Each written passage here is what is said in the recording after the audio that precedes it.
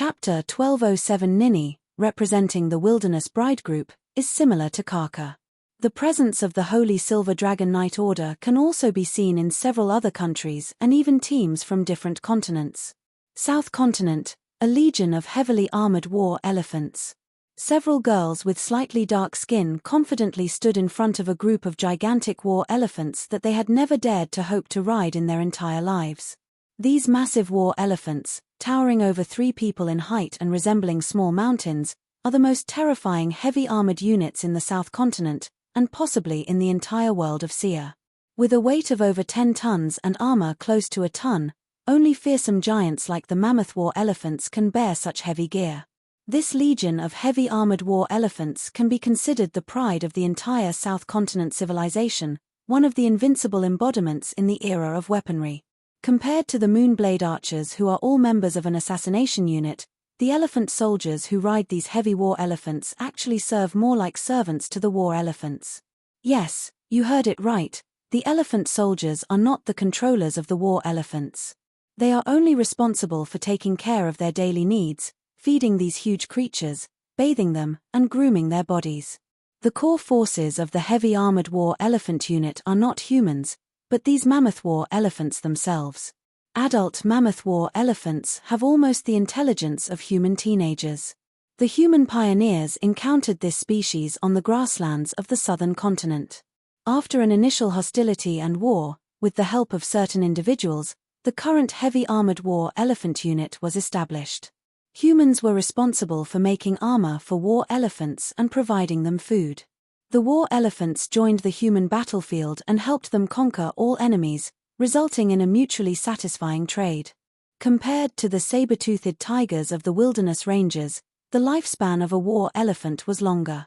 It was said that they could live up to 300 years.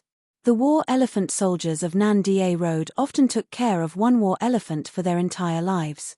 They dedicated themselves to this profession and took pride in it, passing it down from generation to generation. At this moment, the members of the Holy Silver Dragon Knight Order who stood before the war elephant were few descendants of the war elephant family. These girls had a mysterious mission. They were not communicating with the war elephant soldiers, but rather with the ancient and powerful war elephants that possessed ancient wisdom. Amo. Take more. The people from the Sia continent didn't understand the gestures and secret language passed down through generations by the war elephant family. The dark-skinned girls quickly gained the upper hand. The largest war elephant in the heavy armored war elephant unit stood over 5 meters tall. It was possibly the closest species to a giant in this world. The leader of the armored war elephant unit shook its long trunk and then stomped the ground forcefully. Not far away, from the most mysterious region of the continent, Lamia priestess Meros, one of the humans' archenemies, also shook her tail and secretly transmitted information. That's right, it was the mysterious Lamia clan that originally brought together the alliance between humans and the war elephant clan. It was the achievement of a certain generation of snake-eyed priests. The war elephant clan used to belong to the Leviathan faction, but because their habitat, the South Continent, was too far away, they didn't participate in the war that determined the ruler of the Sia continent. After the humans' influence finally spread to the South Continent, the Lamia priests made a decision to bring the war elephant clan into the humans' camp and sign an equal contract with them. For humans who migrated to the South Continent, facing various plagues and the threat of death, this was an irresistible temptation. For the Lamia clan, this was a hidden move, even though they didn't know how long it would take to see the results, but planning for the future is the unique strategic policy of the Lamia clan. Compared to the simple-minded Troll clan, the Lamia clan's advantage in intelligence was obvious. Only if the Leviathan faction goes to war with humans again, this hidden move will show its effectiveness. However, now Meros decided to activate this hidden move ahead of time.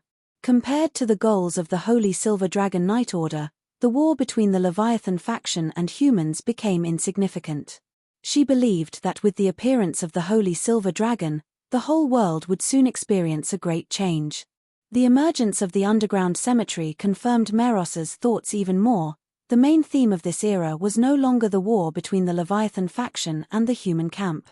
With the disappearance of the dragon race, The will of the Holy Silver Dragon Ash became the will of the Leviathan faction.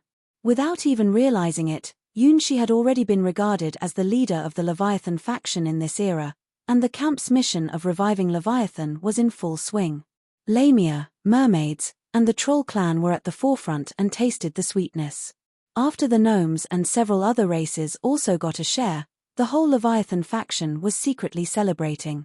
Even though the Leviathan alliance still existed after losing its leader, it remained fragmented and scattered without a core.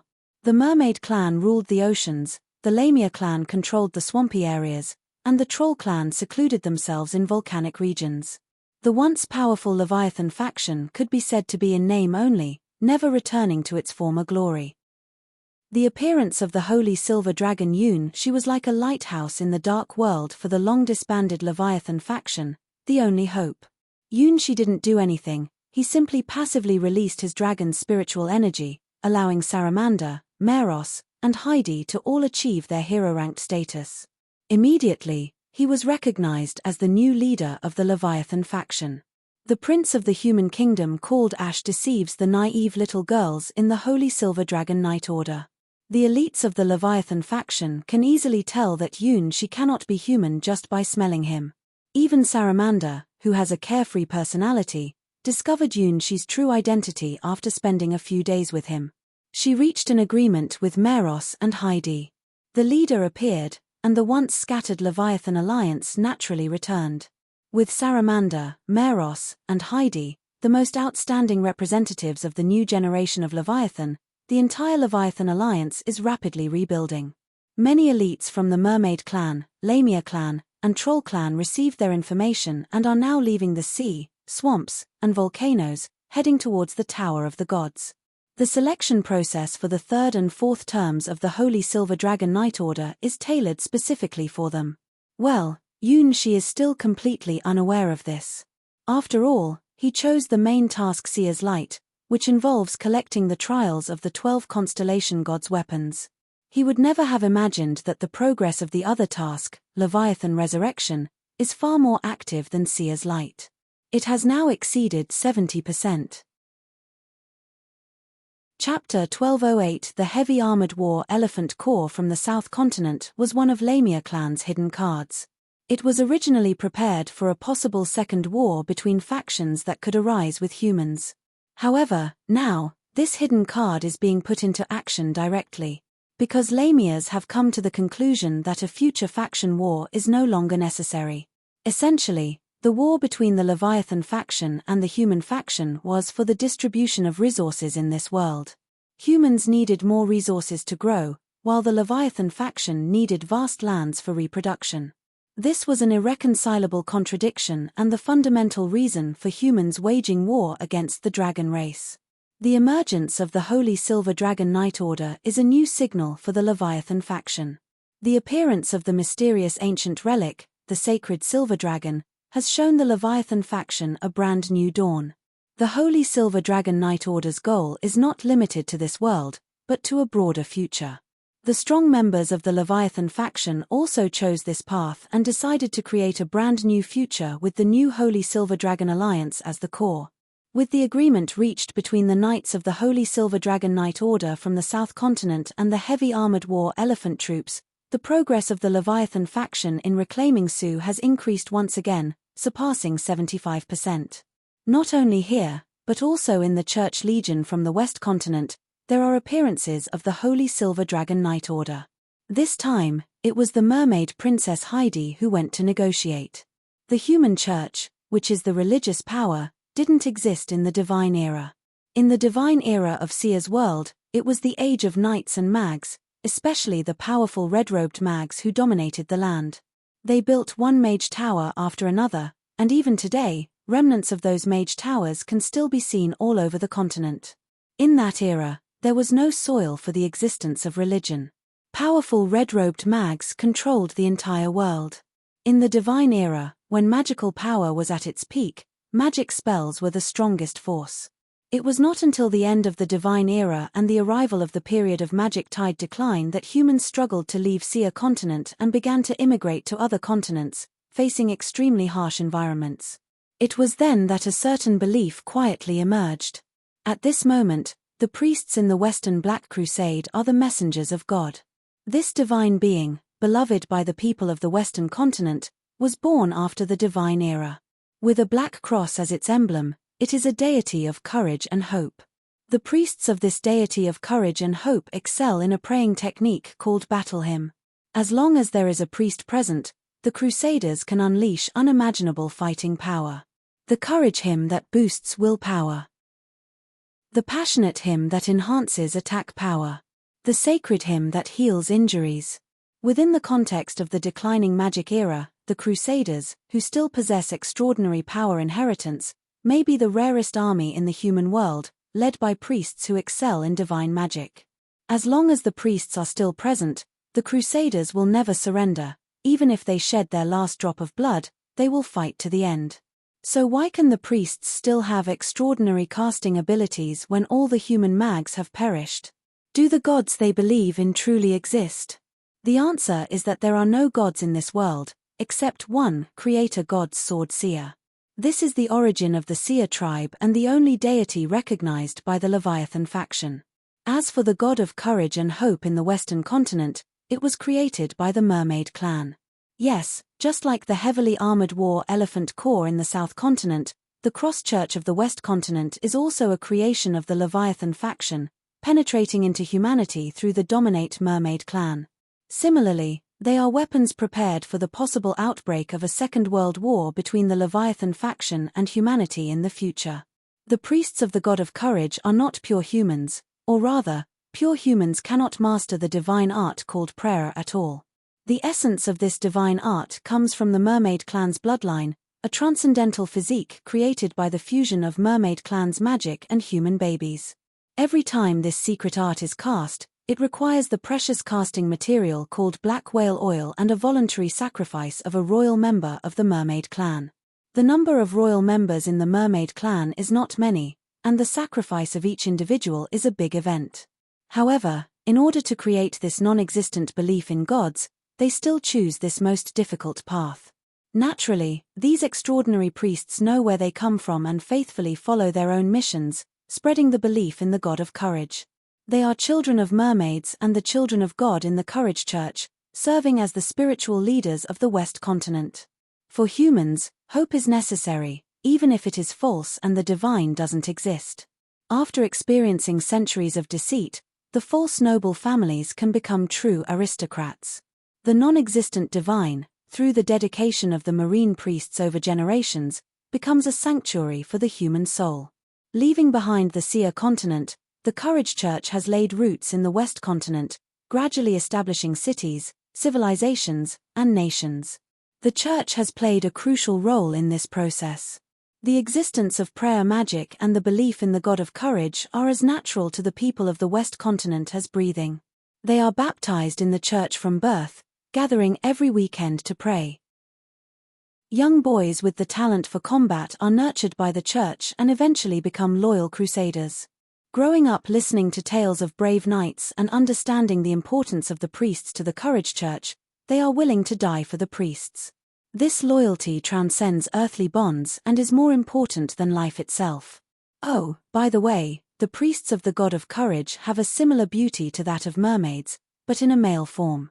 Heidi came before the Crusaders of the West continent, politely bowing as a tribute to the predecessors who sacrificed their lives to fulfill their mission on this earth. Lane. Then came a melodic song that could only be produced by mermaids. It was their unique way of conveying messages, known as the mermaid song. Several priests, dressed in black with perfect beauty, the god of courage, stood up one by one. They looked at each other and nodded. We understand. If that is everyone's will, the gods surely also expect it. For courage and hope.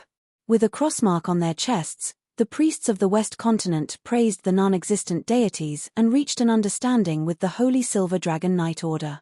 The progress bar for the epic quest The Resurrection of Leviathan moved again, reaching 80%. Even though it wasn't Yun Shi who took on this mission, he was now in a deserted tower not far from the Babylon Sky Tower, nervously watching the faceless god in front of him. His next camp mission, Seer's Light, was reaching a critical point. The purpose of this mission was to collect 12 constellation gods' weapons and ultimately revive Su, the creator god seer. Originally, Yunshi thought that this mission was simply about collecting the scattered 12 constellation gods' weapons from around the world.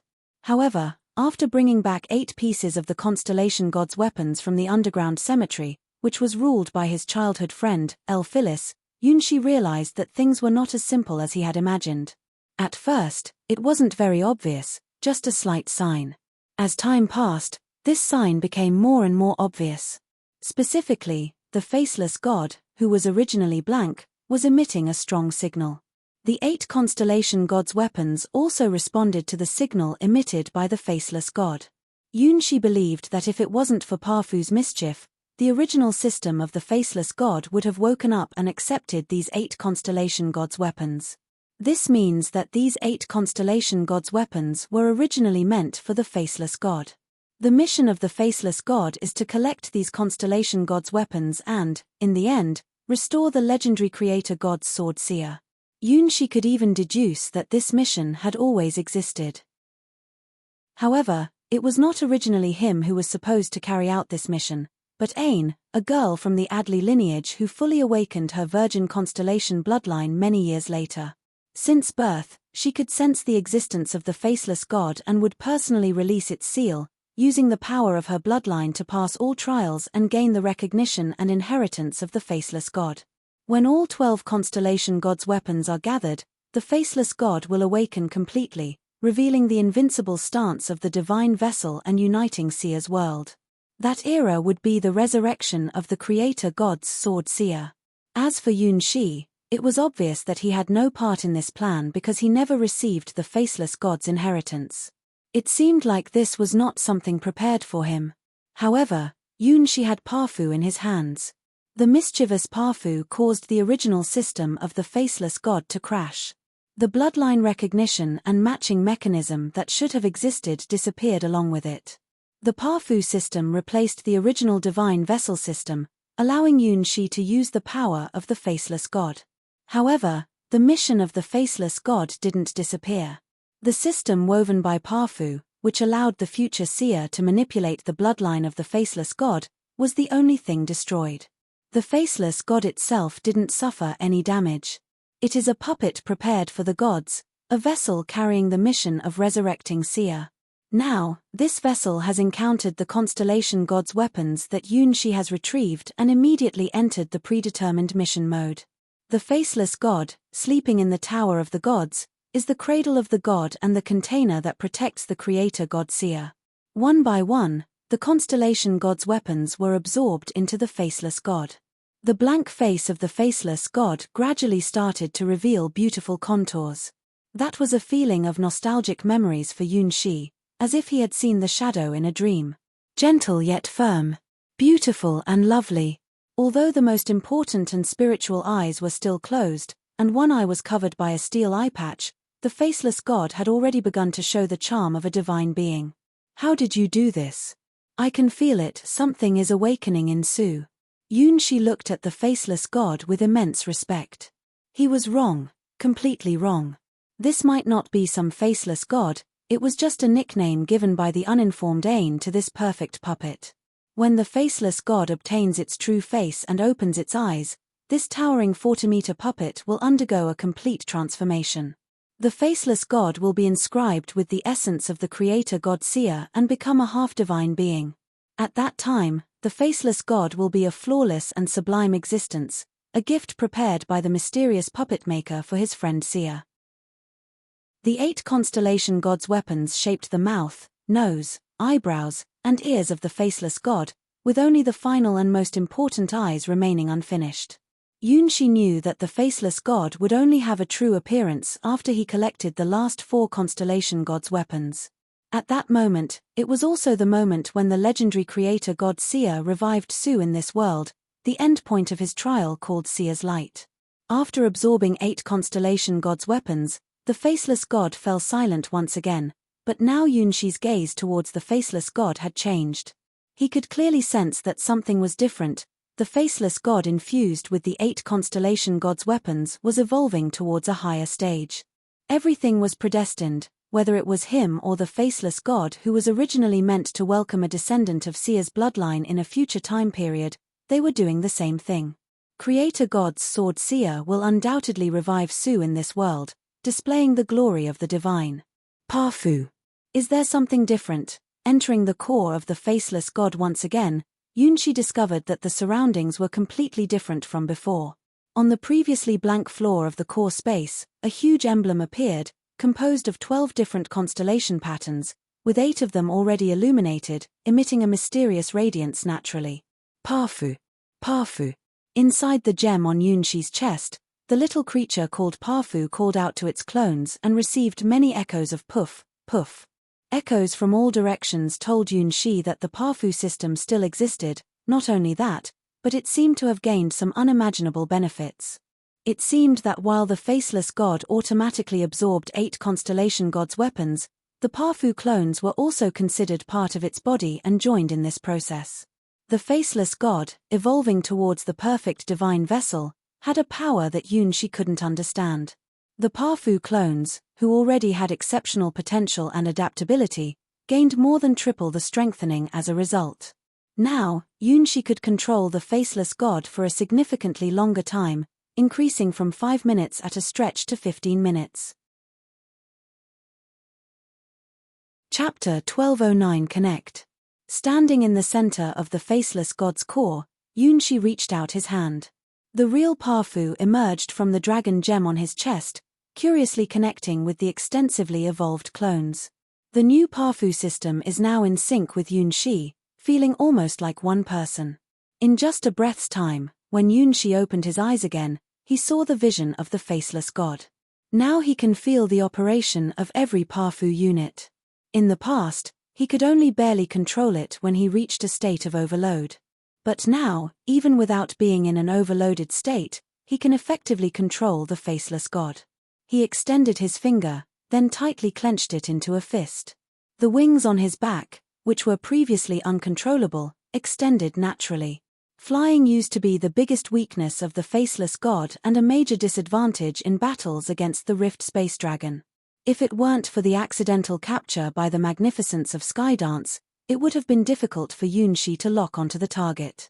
Among the 4 ancient weapons in the underground cemetery, the Rift Space Dragon posed the greatest threat to the faceless god. Apart from the magnificence of Skydance when fully charged, Yunshi didn't have many moves that could threaten the Rift Space Dragon flying 10,000 meters high. Until this moment, the wings that couldn't be successfully connected by the Pafu system finally opened up to Yunshi. Ding! The wings, made entirely of metal, spread out layer by layer and weaved into a pair of steel wings behind Yunshi. Now I can fly, and the gravity of this land can no longer hold me back. Just like the Rift Space Dragon, the faceless god is a weapon that surpasses all levels of civilization in this world. It is God's vessel. The gods that cannot fly don't exist. These steel wings are not only the weapons of the faceless god, but also the soaring will that can tear through the sky. After absorbing the 8 constellation gods' weapons, Yunshi could feel the power of the faceless god gradually being unsealed, as if Su was awakening from a long sleep. Perhaps, when all 12 constellation gods' weapons are gathered, the legendary creator god's sword Sia will also be resurrected along with this faceless god, bringing Su back. What would this Sia's world, the legendary founding god, look like? Buzz. As if sensing Yunshi's question in his heart, the inside of the faceless god started to emit a gentle silver light screen. In front of Yunshi's eyes, a large amount of silver radiance spread out, transporting him into a dreamlike world. A black behemoth soared through the sky. It was a sky beast that was so large that it could cover the entire Sia continent, floating above an ultra-giant gaseous planet. It happily swallowed the still cloudy star bodies and considered this newborn gas planet as its own territory. You can tell that it really enjoys this good life.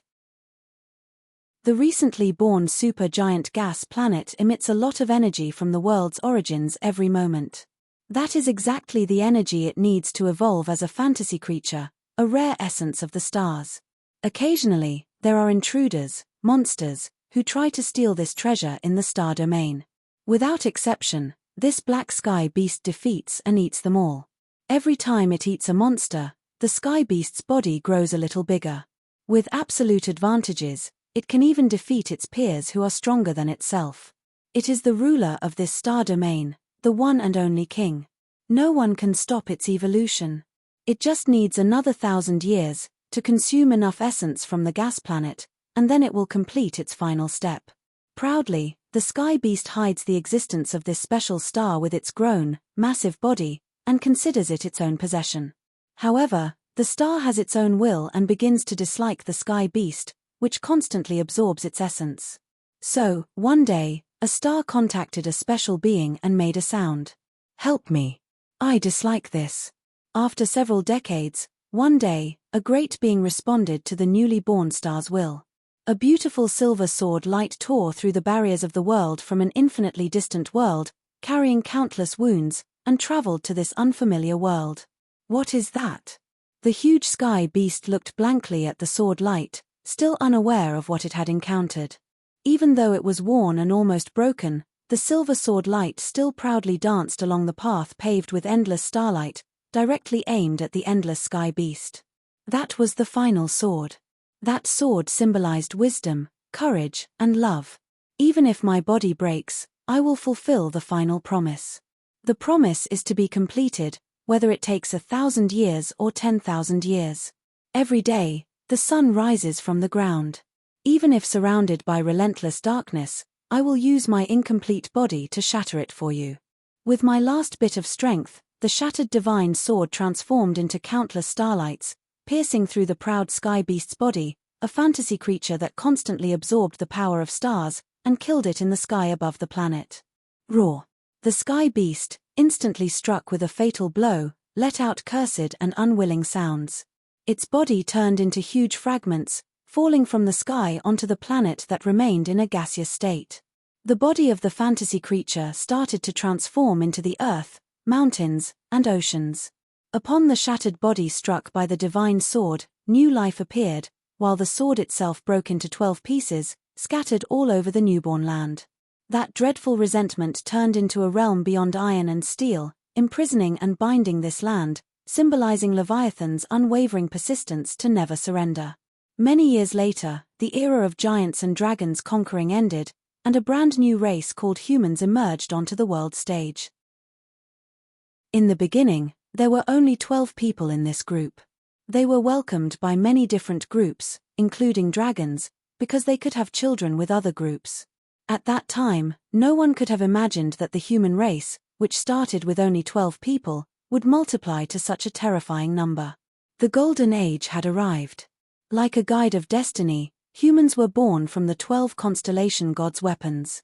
They eventually defeated the dragons and became the rulers of the continent. However, the broken 12 constellation gods' weapons showed no signs of reuniting. It seemed like something was still missing. Until one day, a distant starlight pierced through the heaven's banishment, which had been transformed by the resentment of Leviathan the sky beast, and shone upon this secluded world. The faceless god appeared. That was the hope of this world, a gift from a distant friend who had created the divine sword of this world, and also a promise. Chapter 12:10. So this is Sia. Yunshi finally learned the truth behind the words of the Creator God in the memories he obtained from the faceless god. The sword that was covered in countless scars, having gone through numerous wars and burning its last power to pierce through Leviathan the sky beast, was Sia. Despite being almost shattered beyond recognition, that glimpse of a torn endless starry sky, like a crystal-clear aurora, still held an irresistible allure. Even Leviathan the sky beast, with its power to devour planets, couldn't withstand the sword that shattered the void. One can imagine the terror of striking an almost shattered opponent with this sword. "I will revive you." Yunshi opened his eyes, looking at the silver-white radiance on his fingertips. The mission of the faceless god is to revive Su with the Creator God's sword, Sia. If this is the trial he must complete, he is more than willing to do it. Buzz. The shiny silver light curtain faded away like flowing water. Compared to before, Yunshi could clearly feel that the spirituality of the faceless god was increasing continuously. At this moment, the faceless god was no longer the cold and mechanized giant he first met. After accepting the existence of the Parfu system, God's vessel seemed to be slowly opening up its secrets to Yunxi. What was just seen was a part of the Creator God's sword seer's memories. However, there were still many vague parts in the memories. Where did God's sword seer come from? The planet continuously absorbed by Leviathan, how did it send out a distress signal and wait for the salvation of God's sword seer? After that, how was life born in this world? Yunxi was very curious about what exactly happened in all of this. Oh, and the starlight that brought the faceless God to this world, it seems to contain a huge mystery. And in that starlight, Yunxi sensed a faintly familiar scent. It seems that the stars will choose this world as a place to test for a reason. This world is a place that the stars will watches over, and effectively prevents any outside gods from spying. Apart from the owner of the underground cemetery, El Phyllis, Yunxi hasn't encountered any other outsiders in this world. Almost there, just 4 more. After collecting 8 pieces of the constellation god's weapons, Yunxi looked towards the distant horizon. The ocean, the battleground of the final clash between humans and the Leviathan faction. In that great war, 3 pieces of the constellation god's weapons were permanently lost in the ocean, becoming humanity's most shameful battle. Perhaps it's time to go there and have a look. The deep sea, where even sunlight doesn't exist, located in an ancient and secluded area beneath the depths of the ocean. Phew. Ha. A loud breathing sound echoed in this deep sea area that even the mermaid clan couldn't reach. It's in the ocean, but there is air here. From the structure of the Earth's crust, this is a sea within the sea, and it is the most primitive form of a gaseous ocean in the world. It's a world structure that humans can't imagine, and it's an environment that theoretically shouldn't exist. If humans were to come here, they would be shocked to discover that the concentration of magic in this gaseous ocean is more than 100 times that of the divine era. It's a value that shouldn't be possible in a normal environment. This is the initial form of this planet. The Primeval Sea evolved from a massive gaseous planet. Right now, in this ocean, a large black creature is greedily breathing. Every breath absorbs countless magic, but the expelled magic is less than 1/10 of the original amount. Thousands of years ago, this kind of breathing was completely opposite. Back then, a large amount of magic was exhaled, while only a very small part of magic was absorbed. Among the exhaled magic, there were more or less some silver-colored fragments. Those were the dust left behind by the shattered Creator God's sword seer. Except for the 12 largest fragments, it remained as powder. Unleashing the one strike of the Sky Beast's instant kill sword came with a price. After that strike, Creator God's sword seer was already shattered, using up its final strength. And that incident also brought nightmare-like torment to the immortal Sky Beast.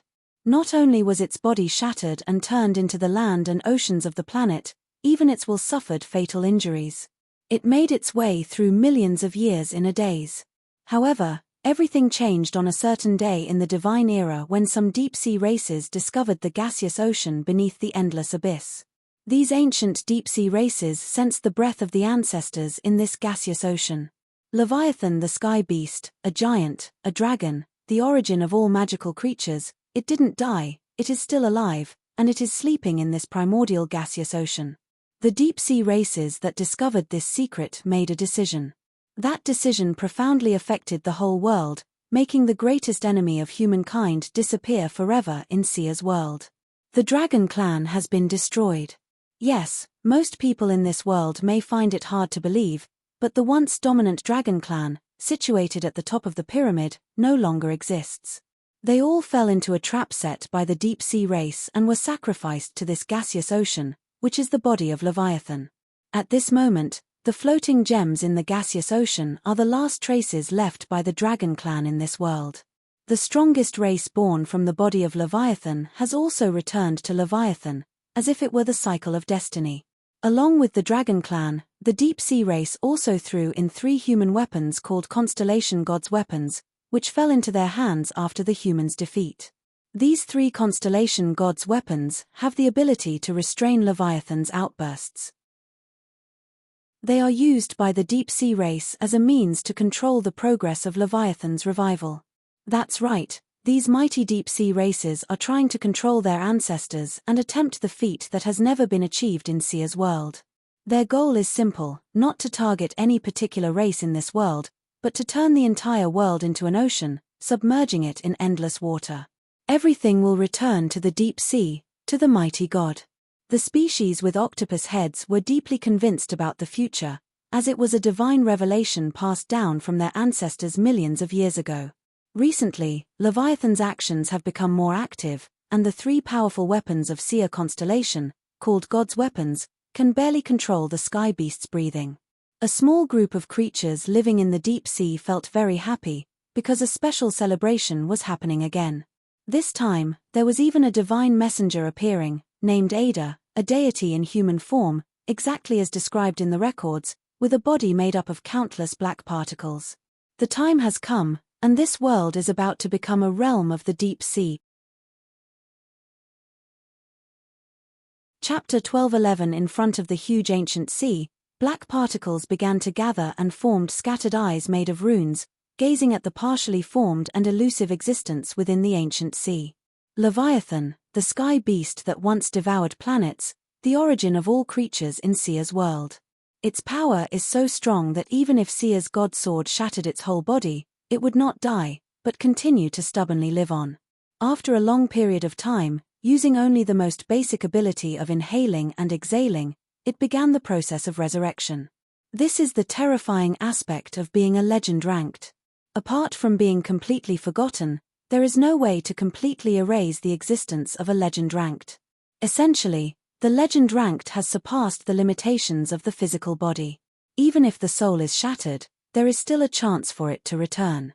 The sentient beings that inhabit this Seer's world, whether the original giants and dragon clans or the later humans, have never forgotten the existence of Leviathan the sky beast. If Seer represents life and radiance, then Leviathan represents power and dominance. As long as you look up at the sky, all the creatures in Seer's world know that the sky where Leviathan takes form is right there. The once glorious divine era civilization has challenged the sky many times, but the result has always been a complete defeat. The Rift Space Dragon of the Dragon Clan has fallen. The red robe mags of the divine era have also perished. Only that steel-like sky remains unmoving, and only in cycles of thousands or even tens of thousands of years do small cracks occasionally appear. The Ten Leaves Alliance sent investigators to this world through that fleeting crack. On the side of the abyss, ancient gods once bestowed part of their will upon this world, and they chose the race known as the Deep Sea Clans, who have octopus-like heads. As a powerful race that dominates the deep sea, the biggest problem plaguing the Deep Sea Clans is that the deep sea areas they inhabit are extremely unique. Only a very few strong clan members can come up to the shallow sea areas to interact with other races. Weak clan members will have their internal structures collapse as soon as they leave the deep sea environment. This also led to the fact that, despite having intelligence that rivaled or even surpassed humans, and being trusted by the Dragon Clan and having abundant resources, the entire population remained very scarce. The ocean area that could meet their living requirements was only a small part of Seer's world, and it had long been unable to satisfy the reproduction needs of their clan.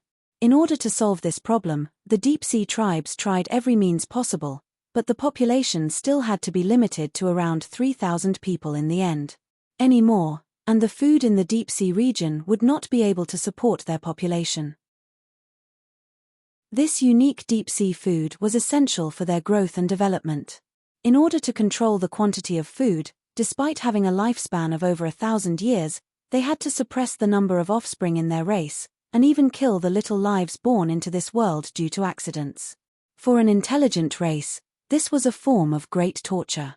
They had to witness the birth of little octopus heads, but immediately had to put them to death because the race couldn't provide the food they needed to grow. Only when a member of the clan died would they allow a new descendant to be born. This harsh family planning system drove many teenagers within the clan insane, and caused several wars within the clan. As a clan located in the deep sea region, and hardly ever having wars with external clans, the most deaths in their history occurred due to civil wars over birth indicators.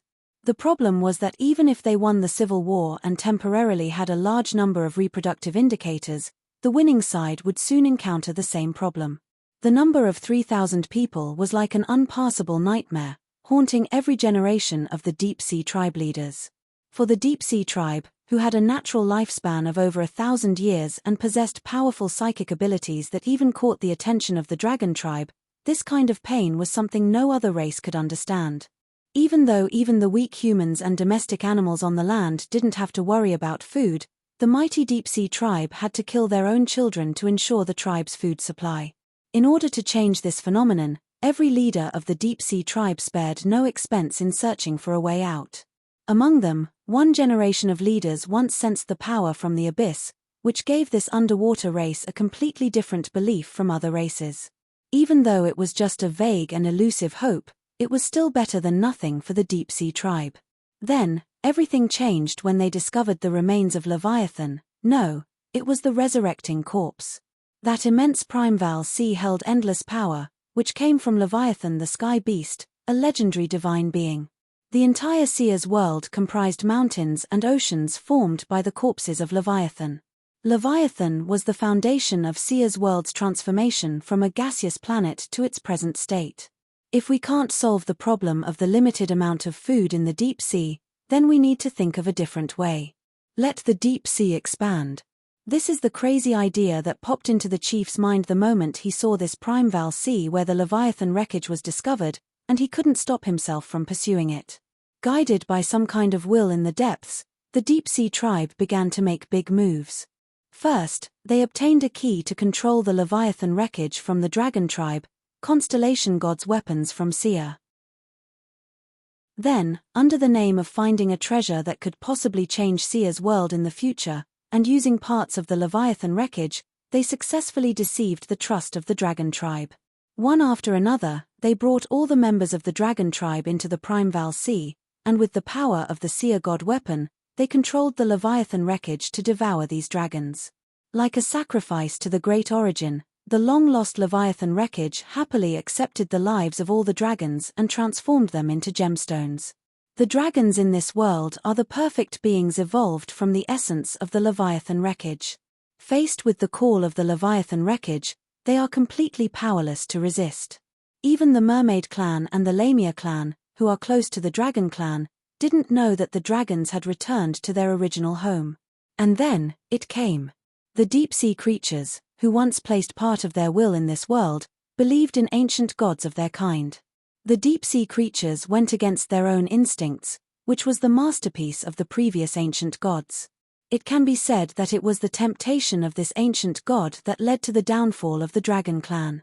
And at this moment, floating above the primeval sea, is a being called Ada of the Abyssal Will. Chapter 12:12 Leviathan. Ada. A huge magic eye floated in the sky above the primeval sea, slowly releasing a large number of black particles. The remains of Leviathan, which were originally in a state of natural breathing, were gradually contaminated by the black. Around the ancient sea, the deep-sea creatures with octopus heads and bodies made up of tangled tentacles cheered one by one. Leviathan! Leviathan! Leviathan! Ada! Ada! Ada! The dream that their whole family has been chasing for millions of years, even willing to betray and sell out their original allies, the Dragon clan, is now right in front of them. The enormous ancient sea began to churn unnaturally, releasing black bubbles one by one. After millions of years of silence, the remains of Leviathan, which had been instinctively breathing, were slowly wriggling and the rhythm of its breath was changing noticeably. A huge change is happening. Like the restlessness before a storm, Sea's world has undergone some unknown changes. The magic tide is stirring. On the fourth day of the call from the underground cemetery, nestled among the mountains in the center of the continent, Babylon Sky Tower is continuing to rise at a visible speed, heading towards the unknown sky. The forces and tribe representatives from West Continent, South Continent, and Sea Continent have all gathered below Babylon Sky Tower, waiting for the upcoming alliance. Even the tribe on the edge of human influence arrived beneath the Sky Tower yesterday. Right now, beneath the Tower of Babel in Babylon, there gathered a group of intelligent beings who represented the entire Sea's world. Besides humans, other races have also arrived. The Mermaid clan, rulers of the ocean. The Lamia clan, rulers of the swamps. The Troll clan, once known for terrorizing people. The cowardly and timid dwarf tribe. Because of a certain event, the Leviathan faction reunited and became the largest force outside of the human camp. However, all of this was insignificant to the owner of the underground cemetery. Her plan had reached its final stage with no possibility of failure. The Phantom of the Opera appeared, and conquering the world was just a side task. Collecting precious resources and minerals from all over the continent, almost emptying the collections of various countries and powers, is the most important mission of the Army of the Undead. Current progress of collection, 60%. The materials controlled by the countries and powers have all been moved to the warehouse of the underground cemetery. The remaining 40% is scattered in various corners of the continent. Even with the full excavation by the Army of the Undead and using all the hero-ranked units as miners, it will take about a month to collect them all. After all, the precious minerals born in the whole world from the end of the Divine Era to the present are resources that the first generation of the King of Undead couldn't sustain on its own. Being able to collect them in a month is already close to a cheat-like speed. Elphilis's arrival is not a coincidence, but because Sia's world has produced enough resources to build the Star Bridge, which made Ten Leaves Alliance decide to send its own envoy to complete this epic task. Discovering a brand new form of civilization in God's domain is enough to be remembered as a historic achievement, and it is also one of the shortcuts for hero-ranked individuals to shape a legend.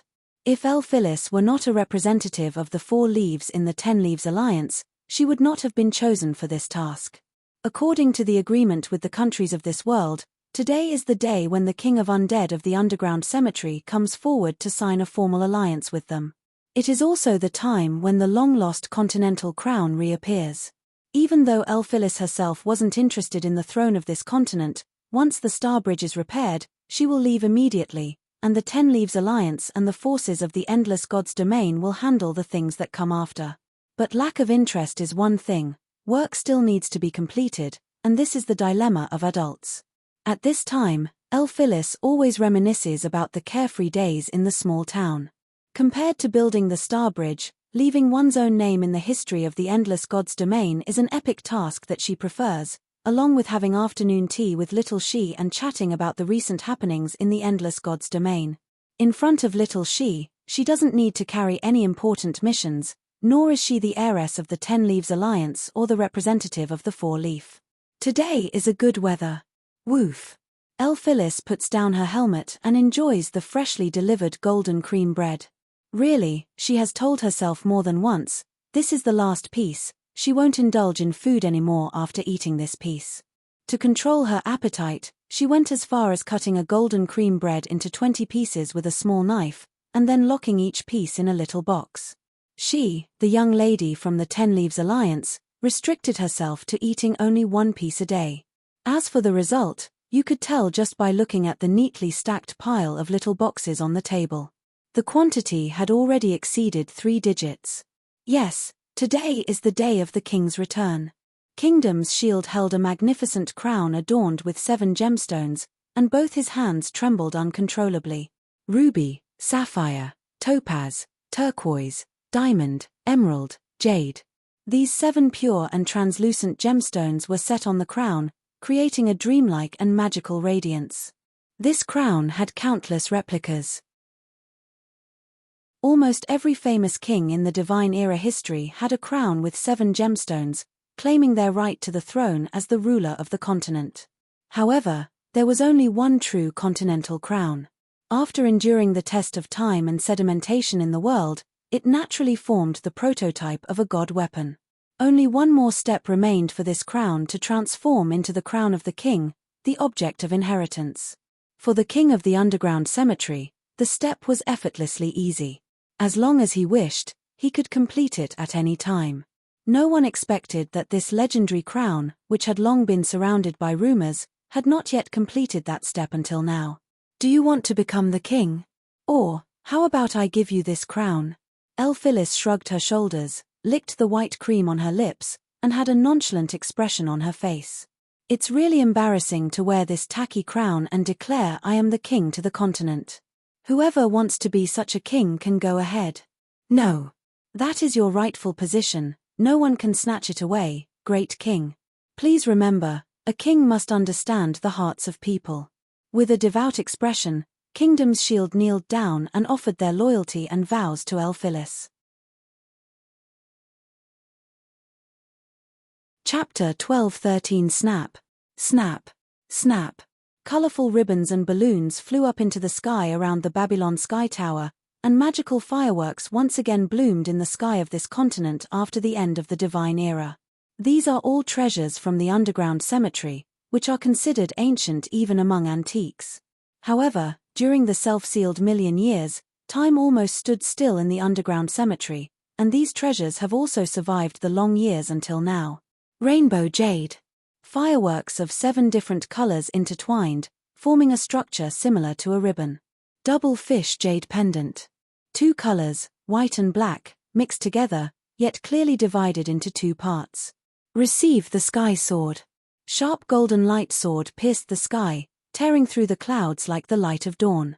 In the Leviathan Empire's camp, the smartest person on the continent, Poincare, shook his head sadly and said the names of each magical firework with a look of regret in his eyes. Every firework was a magical creation of the Divine Era, representing the magnificent civilization created by the Divine Era mags. That era can never be returned to again. These precious magical fireworks are excellent materials for studying the civilization of the Divine Era. It's such a waste to treat them like ordinary fireworks. There were many formulas inside, even he didn't know them. He had only seen the names of these fireworks in books. As the crystallization of magical elements, these magical fireworks can even be used as weapons. This means that every explosion in the sky right now is a genuine magical creation from the Divine Era. Why feel so sad? They are just toys, a deep voice whispered in Poincare's ear. It was a lick, one of the elites from the underground cemetery. You are Speaker Duke. Despite being transformed into a lick by the King of Undead from the underground cemetery, Poincare immediately recognized the red-robed lick standing before him. One of the greatest heroes of the Divine Era, the former leader of the Red Robe Mage Council that ruled the continent. He disappeared from the continent, and his whereabouts are unknown. Of course, the whereabouts of that person were only unknown to regular people. But the scholars who split from the underground faction at the time clearly recorded where he and the other politicians went. The underground cemetery, a place isolated from the world, was the hope for continuing the glory of the Divine Era. When it was discovered that magic still existed in the underground cemetery, it caused a huge uproar and led to the complete division of the Red Robe Mage Corps. Finally, some people decided to break into the underground cemetery and completely seal it, waiting for the long period of magic decline to end. The other group of people chose to stay on the surface, giving up the power of magic and embarking on the path of scholars. No one could prove who was right or wrong between the two sides. For the continuation of human civilization, both sides had their own reasons. Choosing to enter the underground cemetery meant isolating oneself from the world and sealing oneself for millions of years, waiting for the unknown period of magic decline to come to an end. During this process, what unexpected events would occur and whether humans could survive for millions of years by relying on the limited amount of magic, nobody knew for sure. The group that stayed on the surface accepted their fate of aging, sickness, and eventually losing magic. They desperately tried to pass on the sparks of civilization from the Divine Era. The magical era ended, and the era of knights began. The once mighty wizards fell from grace and became the subordinates of the knights they used to protect. They used their intelligence to assist the knights in achieving greatness and expanding their territories. For the wizards, that era was a time of great despair. Fortunately, they discovered that alchemy could still be used. The magic in the air was no longer enough to support their spellcasting, but the path called science allowed the alchemist warlocks to still possess some power. Meanwhile, there were a very small number of warlocks who didn't rely on the magic in the air, but instead inherited extraordinary powers through their own bloodlines. These warlocks avoided the most tragic fate that befell the wizards. In the year when the period of magic decline officially arrived, many wizards despaired and took their own lives. The scholars and alchemist warlocks who are still present now were born during the period of magic decline.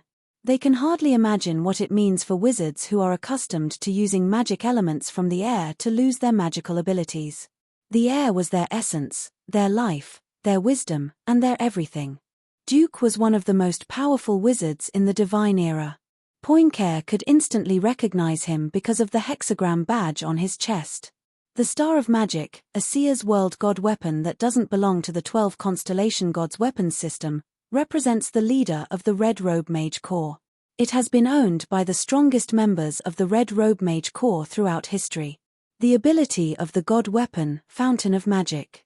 A mage who holds this god weapon has a magic recovery speed more than 10 times faster than a normal hero-ranked mage, and they can also pay a price to triple their maximum magic capacity. For a magician, the powers of this god weapon are like cheating. It can recover magic 10 times faster, almost to the point of infinite magic, and increasing the limit 3 times means that certain impossible spells become within reach. The previous owners of the Star of Magic throughout the ages were famous forbidden spellcasters from the Divine Era. Many powerful forbidden spells were developed by them. Only those with 10 times faster recovery speed and triple the magic limit could come up with so many forbidden spells that humans couldn't possibly use. The last human to possess this Star of Magic was the former red-robed speaker, Duke, who was the last of his kind in the Divine Era. This magic god weapon, symbolizing the glory of the Divine Era magicians, ultimately disappeared with him in the underground cemetery. Poincare didn't expect to see the emblem of the Star of Magic and the last red-robed speaker again in this era that had long disappeared from human history. "You must be my descendant." Duke looked at Poincare, his black eye sockets burning with green soul fire. Although long dead and turned to ashes, bound by the curse of the King of Undead in the underground cemetery, as the last holder of the Star of Magic, he still retained most of his memories and wisdom. In contrast, other red-robed wizards who were slightly weaker showed signs of being eroded by the breath of death, their emotions slowly disappearing. He knew that one day he would also become like them. The erosive power of time is the most terrifying poison in the world, something even gods cannot avoid. However, for now, he still retained the majority of his memories and thinking ability from when he was human. At first sight, he recognized that the person standing in front of him was his descendant. Chapter 12:14. In the past, within the divided Red Robe Mage Corps, he chose to take the path of the underground cemetery, but forcefully made his son take a different path. This is a wisdom that humans learned during tribal times, not to put all their eggs in one basket. He himself entered the underground cemetery while leaving his descendants on the surface, having grand plans. Regardless of which side fails, the other side can still survive, no matter what kind of existence it may be, as long as there is hope in staying alive. Back then, no one could have imagined that the King of Undead from the underground cemetery was still alive and held absolute dominion over everything in the underground cemetery. The most powerful Red Robe Mage Corps on the continent didn't even have the ability to release a decent spell against the owner of the underground cemetery, ending everything.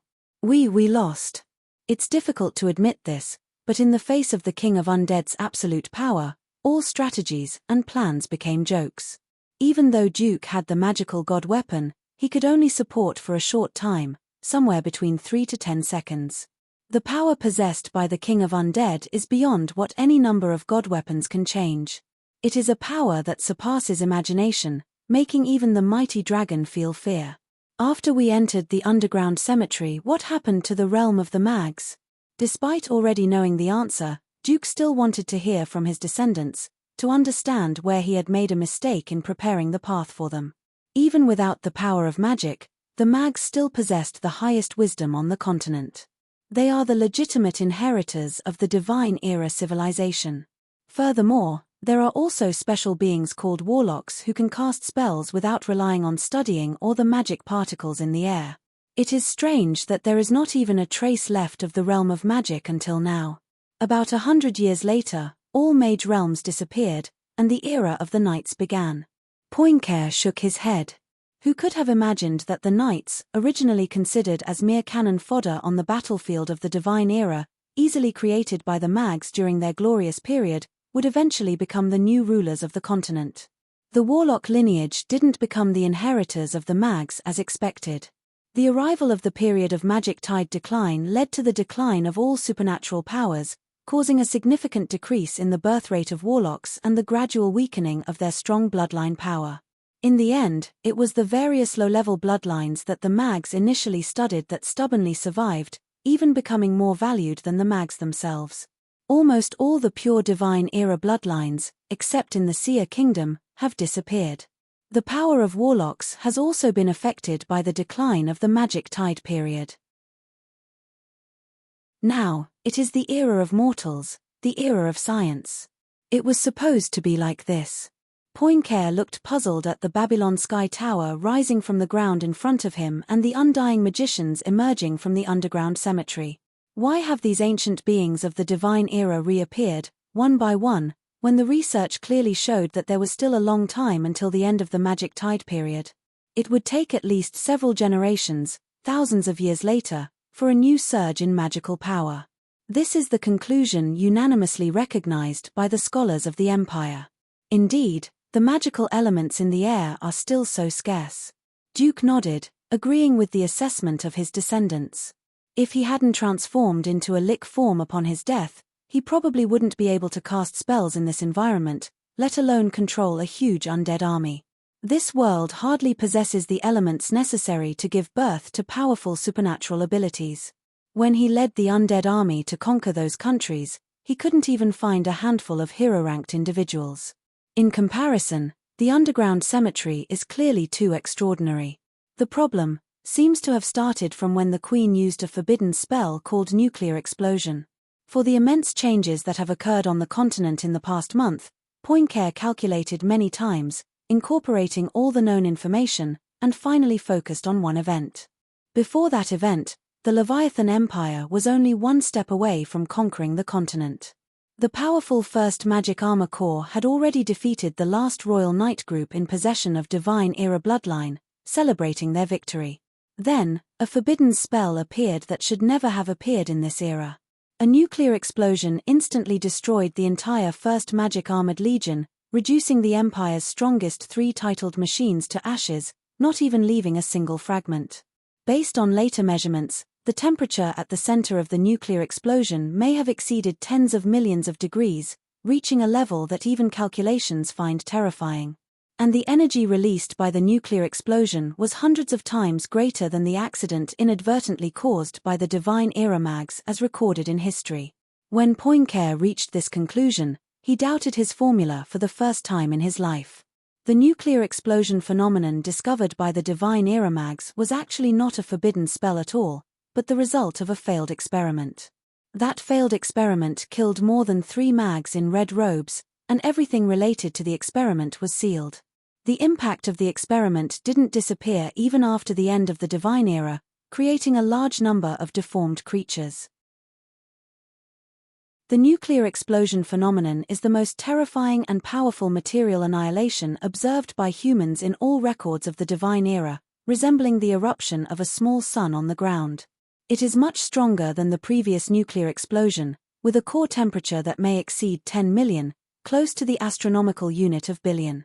How could this be magic that humans can use during the period of Magic Tide decline? Nuclear explosion forbidden spell? Duke's soul fire shook violently. If he still had a jaw, it would probably be dislocated from the shock. Yes, didn't the records mention that the Council had studied the release of the nuclear explosion forbidden spell? As a descendant of the Red Robe Council, Poincare knew about that research. That's also why he considered the nuclear explosion the strongest forbidden spell of the Divine Era. However, all the records regarding the nuclear explosion were very confusing, and he didn't grasp the fundamental aspects of it. He still couldn't calculate a reasonable formula. There has never been any nuclear explosion forbidden spell. Duke firmly told his descendants. It was just a pipe dream. To cast the nuclear explosion forbidden spell, it would require the magic star to provide limitless magical support and increase the human hero-ranked magic pool by 100 times. It's just wishful thinking. Only a god can cast the nuclear explosion forbidden spell with a human body. That is a magic only gods can use, if that magic truly exists. Poincare stood up. He had long had this question. Duke's provided data only matched his calculations. The human body cannot possibly generate the magical power required to cast a spell as powerful as a nuclear explosion.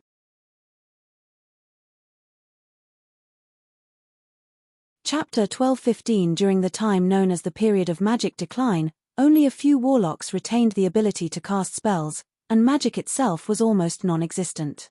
This is because the fundamental principle of meditation for mags is that the magic power is so scarce that it cannot be driven by human mental strength.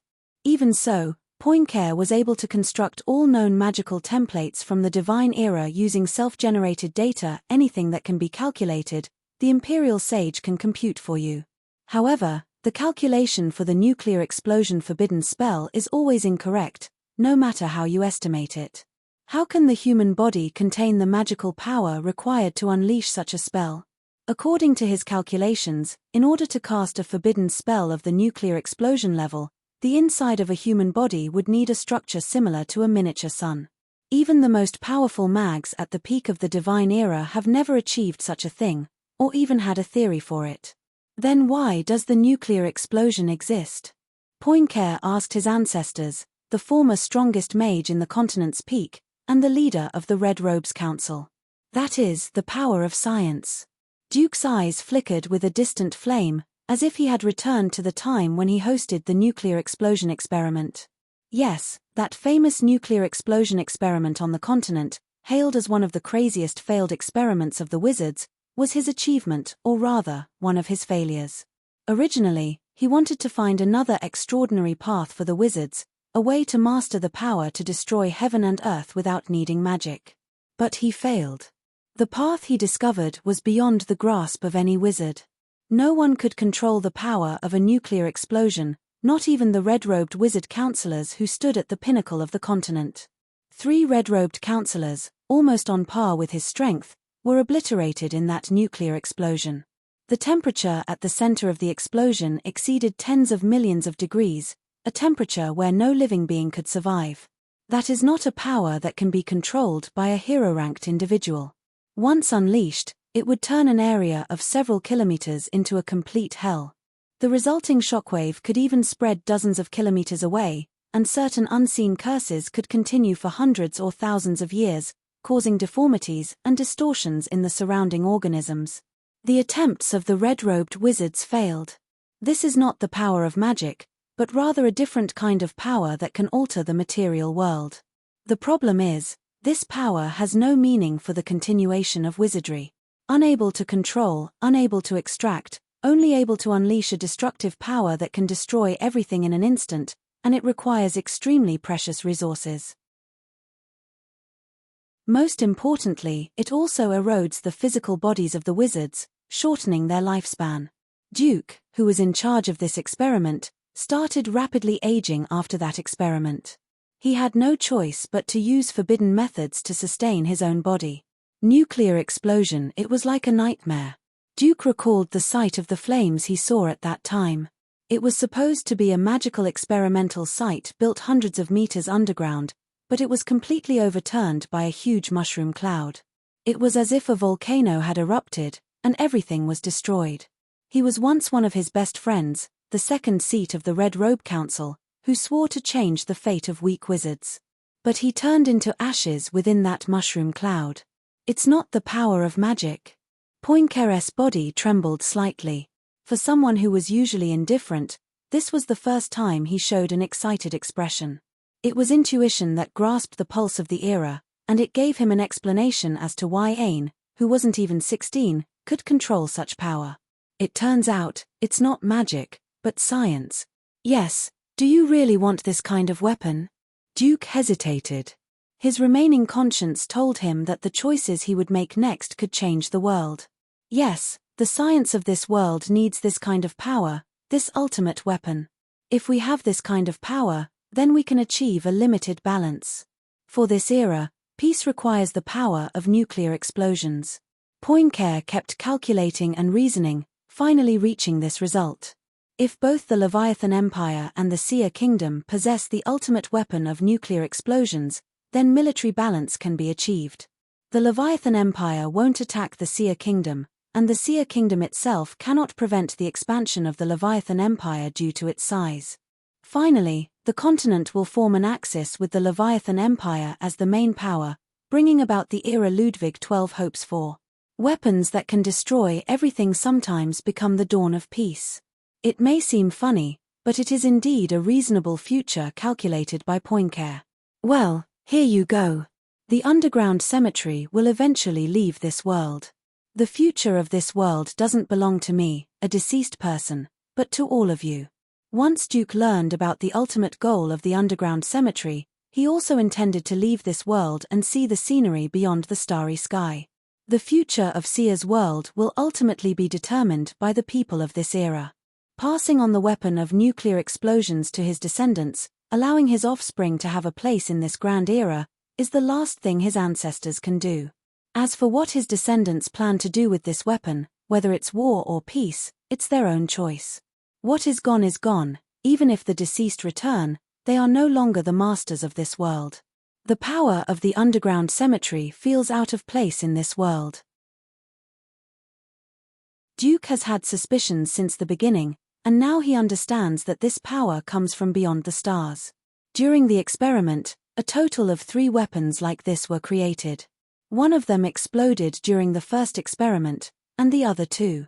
The method of use is: Duke spoke the secret code that has been passed down through his family for generations, revealing the activation password for the most destructive weapon ever created by Sia's world to Poincare. What is the principle of creating it? Poincare obtained what could be the world's most powerful weapon, but he was not so excited. He gazed intensely at his ancestors. Instead of ready-made weapons, what he wanted to know more was the principle of creating this kind of weapon, which was even more important than 100 of these ultimate weapons. Duke hesitated once again. He could foresee that if he told his descendants how to make this weapon, the future of the world would definitely undergo immense changes. That principle didn't belong to magic, but to science. When the second-ranked person at that time created this weapon, they enthusiastically described to him how this power, derived from the essence of matter, would bring about a brilliant future if used by the mags. Unfortunately, all the elites from their faction died in that nuclear explosion, almost as if they were buried along with this taboo.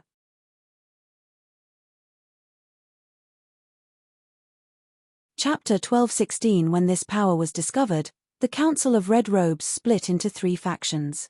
The emerging faction that supported the research of nuclear explosions and controlled this powerful force. This faction, led by the second-ranked member of the council at that time, mostly consisted of young elite Red Robe mags. They were also a group of talented mags who emerged after the period of magic decline. Stay neutral and be cautious towards this new phenomenon's neutral faction. This group occupies the majority of the parliament and they are curious about the innovative ideas of these newcomers. However, they are also worried if this new power can truly benefit humanity. The leader of this group is Duke, the highest chairman. Lastly, there is a completely opposing faction to this experiment. They believe that this kind of power destroys the tradition of wizards and will bring immense disaster. This traditional faction is mainly composed of warlocks and some ancient magical families. At the beginning of the experiment, the emerging faction had the upper hand. The main researchers studying this new power, nuclear explosion, disregarded the opposition from the traditional faction. They had confident reasons since they were known as the last miracle generation. Like a flicker of light, after the period of magic tide decline began, a group of exceptionally talented young boys and girls emerged in the human society, rivaling the brightest times of the divine era. They had grand visions and the courage to go all out, daring to break free from all restraints and questioning all authorities. After the period of magic tide decline officially began, they were the most unwilling to accept the status quo and were willing to pay any price to seek a path for the future. During that era, they illuminated the entire period and were hailed as the last miracle. If Duke wasn't the oldest and didn't possess the magical crown called the God Weapon for over 100 years, he wouldn't dare claim to be better than the second-ranking mage, let alone hold the position of the president of the Red Robe Mage Council for consecutive terms. Even so, he knew that his position as the president would eventually be taken over by the energetic second-ranking mage, a young man named Homer. It took Homer only 35 years to go from being a normal person to a hero-ranked mage, and then almost reaching the pinnacle of hero ranked as the 6th-ranked strongest mage. Duke, on the other hand, took a whole century to reach the same position.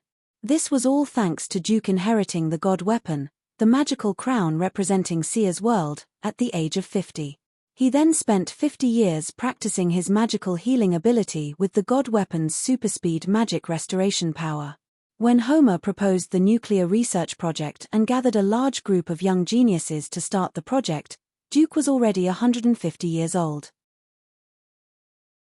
For a peak Red Robe mage, this age was still considered relatively young. Among the previous Red Robe mags, the longest living president after reaching the 6th rank passed away at the age of 500. However, looking at Homer and the group of young people around him, Duke felt old. The future belonged to these young people.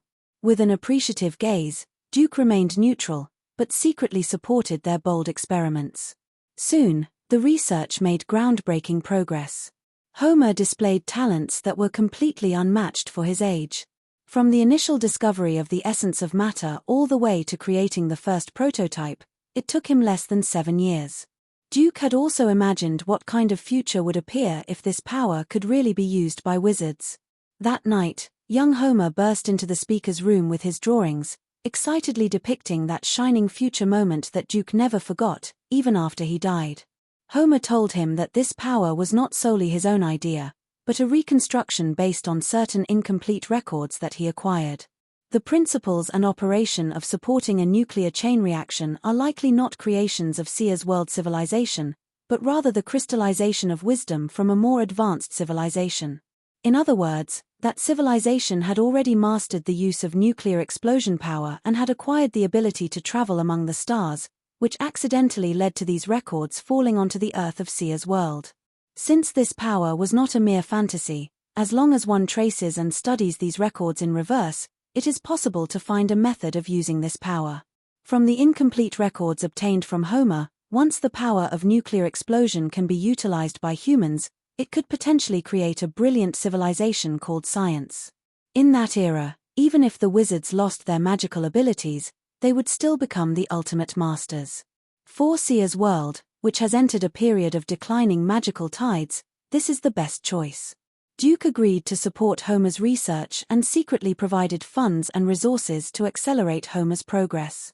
In the 7th year of obtaining those incomplete records, Homer happily told his teacher Duke that the original product of studying this power using those records had been created. That is the necessary key to open this big door, called the igniter, a wonderful thing. From those incomplete records, it can be known that in order to control this huge power that can change the material world, the igniter is necessary. Homer and his team created 3 of these igniters in one go, and couldn't wait to witness the arrival of this new era. It was a great experiment destined to be recorded in human history, but no one expected the outcome of the experiment. The elites of the new era, the generation of the last miracle, gathered in the magic laboratory hundreds of meters deep underground, in a state of heightened vigilance, eagerly awaiting the arrival of the miracle. Duke, who secretly assisted his student as a neutral party, was also waiting for the glorious moment of his disciple's creation through a magic mirror in the wizard tower 10 kilometers away. If this experiment succeeds, he can rightfully pass on the position of the speaker and the inheritance of the god weapon, the magic star, to Homer. He has the spirit of innovation and creativity that he lacks, daring to say no to all traditions. The traditional knowledge of wizards could not change the future when the period of magic decline arrived and wizards were destined to decline. Even if his experiment failed this time, and the lighter couldn't ignite as expected, it's okay, he still has plenty of time. Being young is their greatest advantage for the final miracle. Everyone can forgive their failures and look forward to seeing more results after learning from their mistakes. At that time, even the traditionalists who opposed this experiment couldn't anticipate what would happen next. The wizards of Seer's world had no idea about the concept of the lighter mentioned in the incomplete records of that civilization. Almost the entire generation of the final miracle in Seer's world gathered in the experimental field that day, excitedly watching the countdown on the lighter covered by a powerful magic array.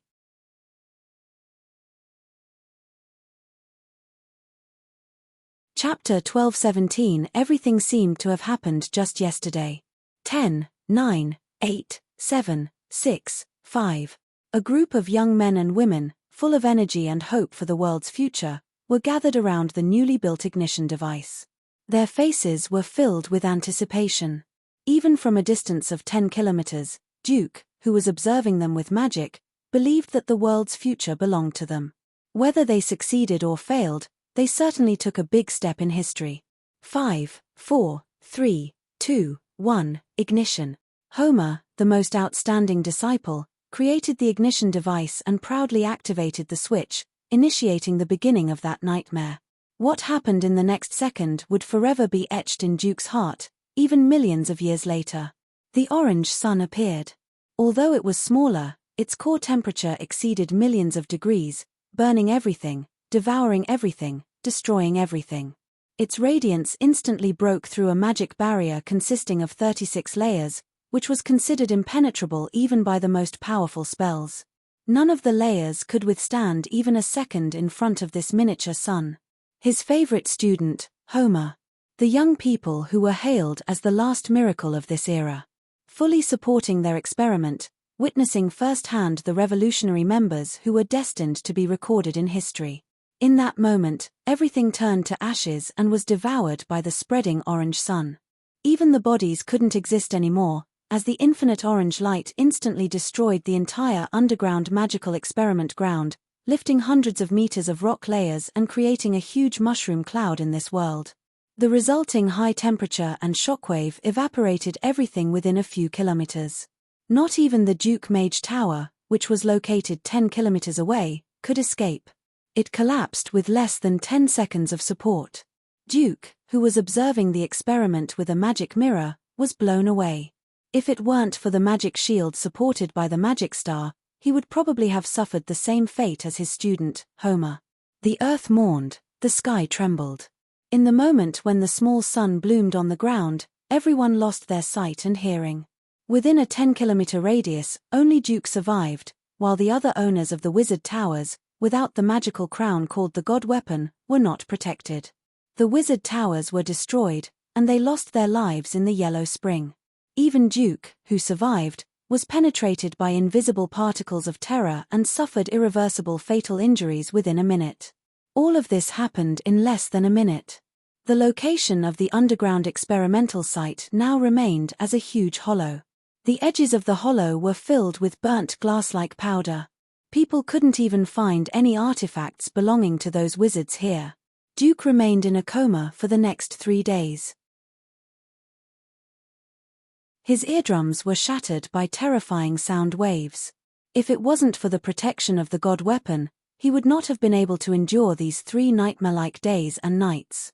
The main members of the reformist faction were completely wiped out.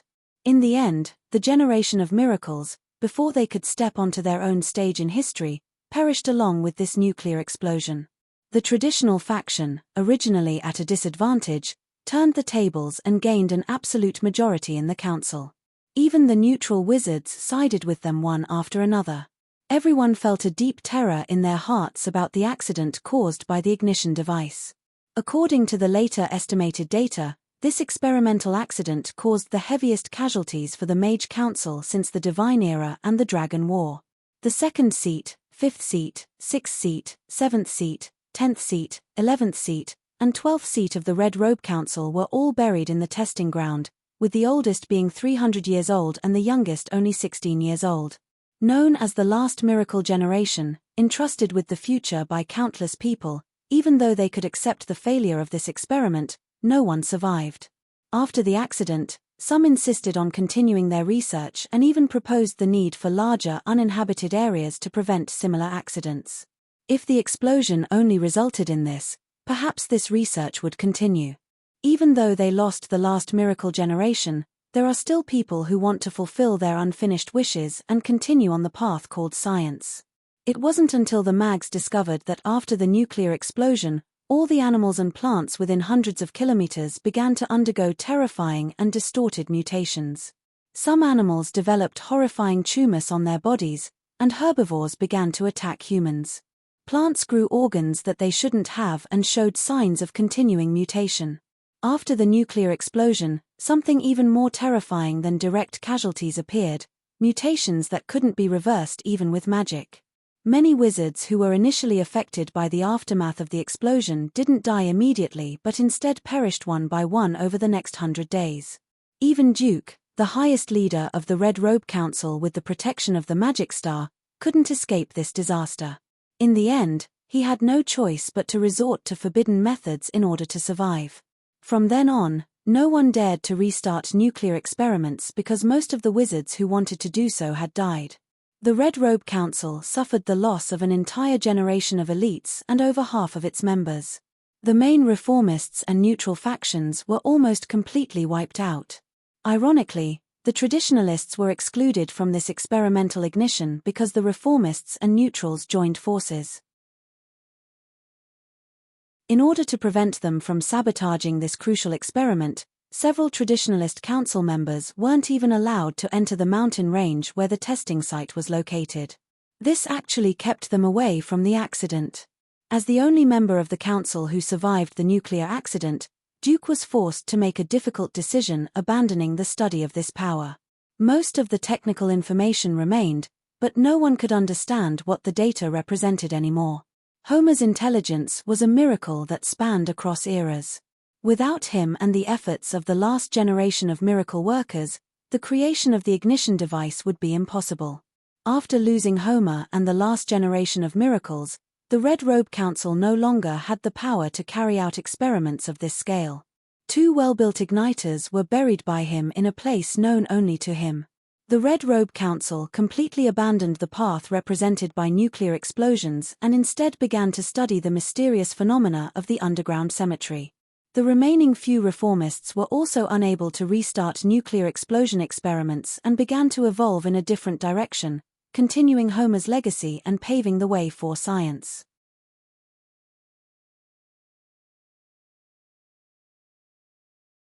Chapter 12:18. Over time, Duke never expected that after thousands of years, someone would bring him the same feeling he had when he first met Homer. There was no magical aura on him, and even his face had started to show signs of aging, but the brilliance in his eyes was as awe-inspiring as it was in Homer's time. It was the glow of wisdom, the vision that transcended time.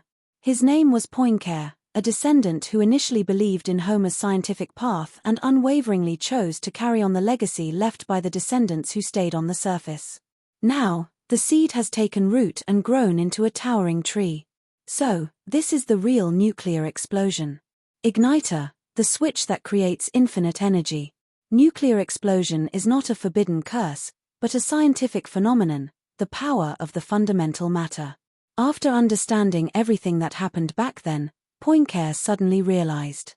This is the truth of everything: a nuclear explosion is not a forbidden curse cast by a warlock, but a weapon of science, powerful enough to destroy everything, the ultimate weapon. It is only natural for the Empire's titled machine to lose. This is advanced technology beyond titled machine, a secret technology that should be used to create miniature suns. That theory now only exists as some vague concepts in Poincare's imagination. Unexpectedly, even in the Divine Era, pioneers had already created this kind of miracle with their own hands. It's just a pity that they greatly underestimated the destructive power of this technology and relied too much on the experience of magic. They even attempted to bind this power with magic circles. It was the limitation of the times. They didn't realize how difficult it was to create a miniature sun and how far-fetched it was to try to control the power of the sun. But their method was correct. Poincare could be sure of that. I will continue their research. The power of a nuclear explosion will surely belong to humans. Without any hesitation, Poincare immediately decided to take up the flag of Homer and the last miracle generation, completing their unfinished dream. Then, everything is up to you. I have lost my creativity and imagination. As the price of immortality, maybe soon even my emotions will disappear. Duke told Poincare the hiding place of the ignition device and all of Homer's research materials, and the fire in his eyes began to flicker. The immortality of a lick has a cost, and they, who send their phylactery into the bonfire, essentially become ashes. It is indeed possible for one to become a lich and achieve immortality, but all emotions will gradually disappear, along with the uniquely human ability to create and imagine. Even though they naturally acquire astronomical knowledge after experiencing long periods of time, it remains only stored like a library, without the ability to possess human inspiration. This is not the perfect immortality that the wizards seek. Transforming into a lich, a wizard can repeat experiments countless times, but loses the ability to create miracles. Therefore, liches can exist as the leaders of the undead army, but they can never again become the seeds that change the world. The future belongs to the living, and the deceased who should have long been asleep only escaped the laws of nature in a twisted manner, forever trapped in the gaps between the past and the present. And it is this kind of power that doesn't belong to the council of red-robed wizards, but rather the privilege of the underground cemetery. The mysterious king of undead shows a higher level of mystery than Homer's scientific path. Whether the scientific or mysterious side is more suitable for Sia's world, Duke can no longer answer this question, and has lost the ability to find an answer. Is this the price of immortality? Poincare looked at his ancestors who had survived in the underground cemetery until now. Even if they had survived in such a state, they had created some kind of miracle. This way of immortal existence is worth studying. No. It is the price of the weak. We lost to the king of undead. That's why we have to pay such a price. The strong have the privilege to dominate everything, and this is a rule that will never change. We, obedient to this rule, pledge allegiance to the king of undead. I didn't betray the great king. Witness with me the strongest existence on the mysterious side, entrusted with all the legacy left by Homer to Poincare. Duke fulfilled his final wish, as he could feel that his time was running out. This obsession, combined with the protection of the magic star, is the most important reason why his emotions didn't dissipate after being transformed into a lich. When Poincare took over this legacy, his obsession disappeared, and the something that had been supporting him also disappeared. Crack.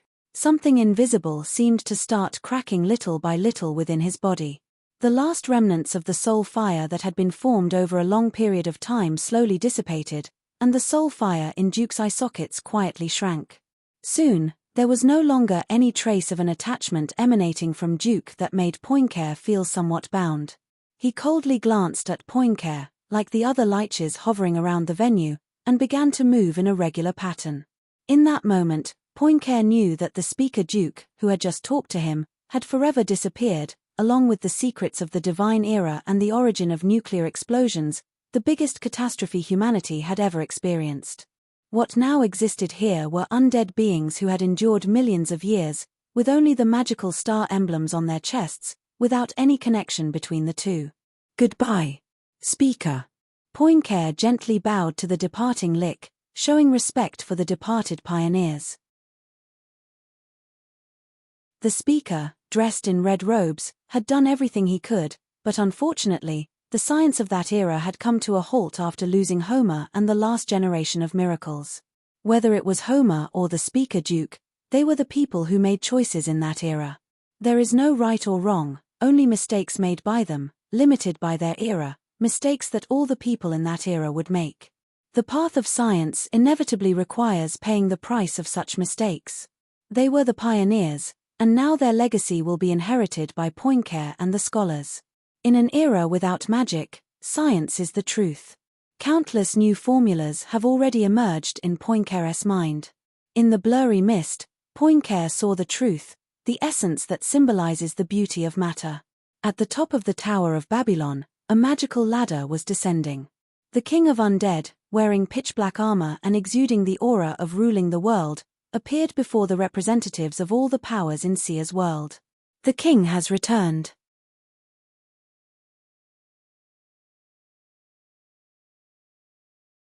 Chapter 1219. At that moment, all eyes were focused on the figure slowly descending from the Babylon Sky Tower. That was the strongest legend of the divine era. It was a king whose brilliance could not be extinguished, even if buried in the shadows of history by humans. The only one recognized by the dragon race, holder of the continental crown. Once upon a time, all the kings from the divine era had dreams of becoming the recognized ruler of a unique continent. He didn't claim the title of king. No king dared to call themselves the ruler of the continent. Even the powerful red-robed mags only formed a council and never declared themselves the king of the continent. Because the symbol of the absolute ruler, the continental crown, has always been kept in the underground cemetery. It is the only fantasy manifestation in this world that gives the concept of continent rulership, proof of the crown's status. At this moment, that crown is placed on top of that figure's head, releasing the long-awaited aura of a king. The king of undead. The ruler of countless immortal armies, the strongest king ever recorded in the history of the continent. Warlock. Mage. Golden human. Heavenly beings. His identity has many mysterious aspects, but with the resurrection of the underground cemetery, the great achievements he accomplished are once again known to mankind. Defeated the immortal king of the dragon race. The eternal and immortal ruler of Netherworld's magic. Countless years have passed, even the dragon race has disappeared during the era of declining magical tides, but this most powerful immortal king is born again from the underground cemetery. The Tower of Babel in Babylon rises from the ground, proudly standing in the center of the mountains, as if going to pierce the steel sky of this world. This is the birthplace of humanity, the center of the continent, and the cradle of all civilizations in Sia's world. Even Ludwig XII, the ruler of the Leviathan Empire, the strongest military power on the continent, couldn't help but tremble when he saw that dark figure. It was the instinctual fear and tremor in the face of an immortal king whose power far exceeded imagination. This is the mysterious side, the strongest. Imperial sage Poincare took a deep breath. Impossible to win, even if all the titled machines of the Empire are still there, and attack together, they are no match for this dark figure. The staircase formed by condensed white bones symbolizes the mysterious power at the highest point of this world, carrying the unique aura of the underworld, surpassing the limits of life and death. Without witnessing this power firsthand, one cannot understand the greatness of the King of Undead. Only such a strong individual can make the Dragon Clan, which once ruled the continent from the top of the world pyramid, relinquish its dominance. Undead liches wearing red robes floated in the air, automatically arranging themselves below the bone staircase. Stretching their long-decayed hands, the spells from the netherworld echoed in the air. Heading towards the realm of the underworld. Butterflies of the underworld dance. Welcome the arrival of our king. The ground shook violently as a brand new bone altar emerged from the ground, casting shadows from another world. The bones that formed the altar belonged to humans, giants, and even the towering dragon race. The throne, constructed from bones, stood empty, waiting for its rightful owner to arrive. "Ah, it's really ugly." Elphilis, walking up the stairs, couldn't help but criticize the horribly bad aesthetic of the throne. Why couldn't they have a fairy-style altar adorned with flowers and jewels? Even though the underground cemetery had these resources, why did they have to use this bone altar that was so bone-chilling to look at? This was already arranged. Great King. Kingdom's shield furrowed his brows as well, but this was the arrangement made by the late King of Undead. Elphilis wanted to arrange things the way she wanted, with gemstones and flowers. A dreamy fairy-style altar could also be done, but now every resource in the underground cemetery was being used for survival. On top of that, this bone altar cost the late King of Undead a great deal of effort. It would be a waste not to use it. The previous generation really had a fondness for theme of death. Elphilis found the late King of Undead's hobbies to be quite niche. As an endless god's domain and a top architect and designer, Ten Leaves Alliance's elite was capable of independently completing a miracle-level structure like the Babylon Sky Tower. Yet, their personal preference was so horrifying. He started building his own grave while he was still alive. This obsession is beyond help. Even though he is alive, he pretends to be dead all day. This cursed armor called the King of Undead cannot be taken off without a special command. What has this architect encountered in this world? One must have great respect for death in order to control it. Compared to Elphilis, Kingdom's Shield, the highest military leader of the underground cemetery, knew the personality of the previous King of Undead better. He was a perfect scholar, a polite and righteous gentleman, especially focused on the study of magic. If it weren't for the war between humans and the Dragon Clan over the control of the continent, he could have spent his whole life in his underground laboratory. For the military attack plan against the Dragon Clan, the Black Iron Giant was sent to charge head-on, while the Emerald Sea Dragon Beast harassed and attacked the enemy's logistical supply lines in the rear sea area. The Opera House Phantom used their unique abilities to expand the undead army and crush the morale of the Dragon Clan. All these plans came from the hands of Kingdom's Shield. Only she, who could control the Rift Space Dragon and fly tens of thousands of meters high, could lay out such a precise strategy on the entire continent. She accumulated decisive advantages from small victories and ultimately defeated the powerful Leviathan faction. In the end, the Dragon Clan didn't know where they lost. Of course, all of this was built upon the previous King of Undead's use of the power of death. It was his creation of the 4 Guardians of the Underground Cemetery that made it possible for the human race to turn the tables. Without the King of Undead's technology and power, even with Kingdom's Shield's strategies and plans, they would be meaningless.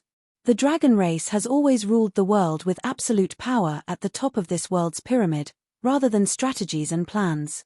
So-called tactics can only compensate for disadvantages, but cannot overcome absolute advantages. The emergence of 4 ancient weapons that transcend time is the most important factor in humans pushing back the dragon race, and among them, the power of the Rift Space Dragon and the Opera House Phantom is the most vital. The Rift Space Dragon, soaring tens of thousands of meters above, can observe all the military arrangements on the entire continent. The Opera House Phantom, causing our own army to increase in number with each battle, sets the tone for the entire war. This moment, this world has been waiting for a long time. Our king step onto the stage.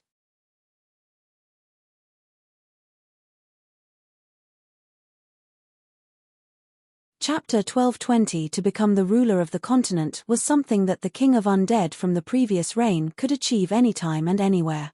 The Dragon Clan used these 7 precious gemstones, the most valuable in the world, to create the crown for the king.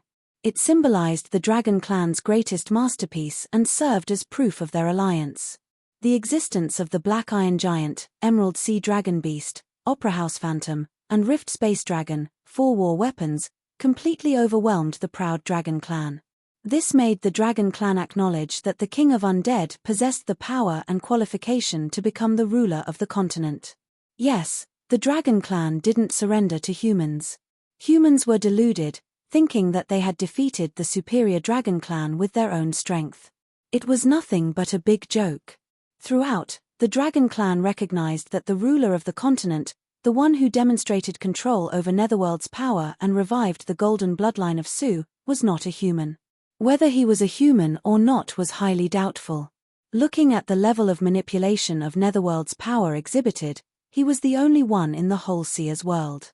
It is acceptable to lose to such a formidable opponent, rather than losing to insignificant humans. The Continental Crown represents the rules recognized by the entire world, crafted by the united power of the Dragon Clan. It symbolizes the peace treaty that brought an end to this war. The King of Undead proved that he had the ability to sit on equal footing with the entire dragon race, so the dragons voluntarily withdrew from the struggle for dominance over the continent and returned to their place of origin. The Leviathan faction no longer sought the kingdom's power on the continent. Even if the dragon race disappeared millions of years later, the pillars of the Mermaid clan and Lamia clan of the Leviathan faction still honored this ancient alliance. Compared to humans who deliberately erased the King of Undead's contributions from history, the monsters of the Leviathan faction were truly honest. At that time, the kingdom's shield had already envisioned a glorious future for the underground cemetery. The bone altar and the ceremony from the tower to the underground were prepared at that time. However, the King of Undead eventually gave up everything. Because his friends, his lovers, and his benefactors all perished in that war. It was the final elegy for the golden ancient people, who symbolized the origin of humanity. They perhaps sensed the arrival of their own demise and led the humans in a war against the dragon race. In order to create a future for humanity, they fearlessly charged forward, bravely sacrificing their lives on the battlefield. The golden ancient people became an eternal legend from that moment on. With the war concluded, the king of undead, who should have naturally become the king of the continent, ultimately didn't hold the crowning ceremony that was supposed to take place. Because he wanted to wait for someone, he wanted the person who would witness this ceremony. The person he loved, he wanted to walk hand in hand with, the person who would become the princess. Tell him what it means to be human, the person who is alive. Everything is gone. Without all of you on this throne, what use is it to me? You deceivers, who said the future was mine, yet each of you left one by one. I don't want such a future. I am willing to accompany all of you to rest in the underground cemetery, and dedicate my last power to the person who will continue my mission in the future. Offer everything I have as a sacrifice to this tower that will lead to the stars. That is everyone's wish, the reason why I strive. I want to change the world, save the world. I don't need to be a king, my mission is already complete. The previous king was so hopeful.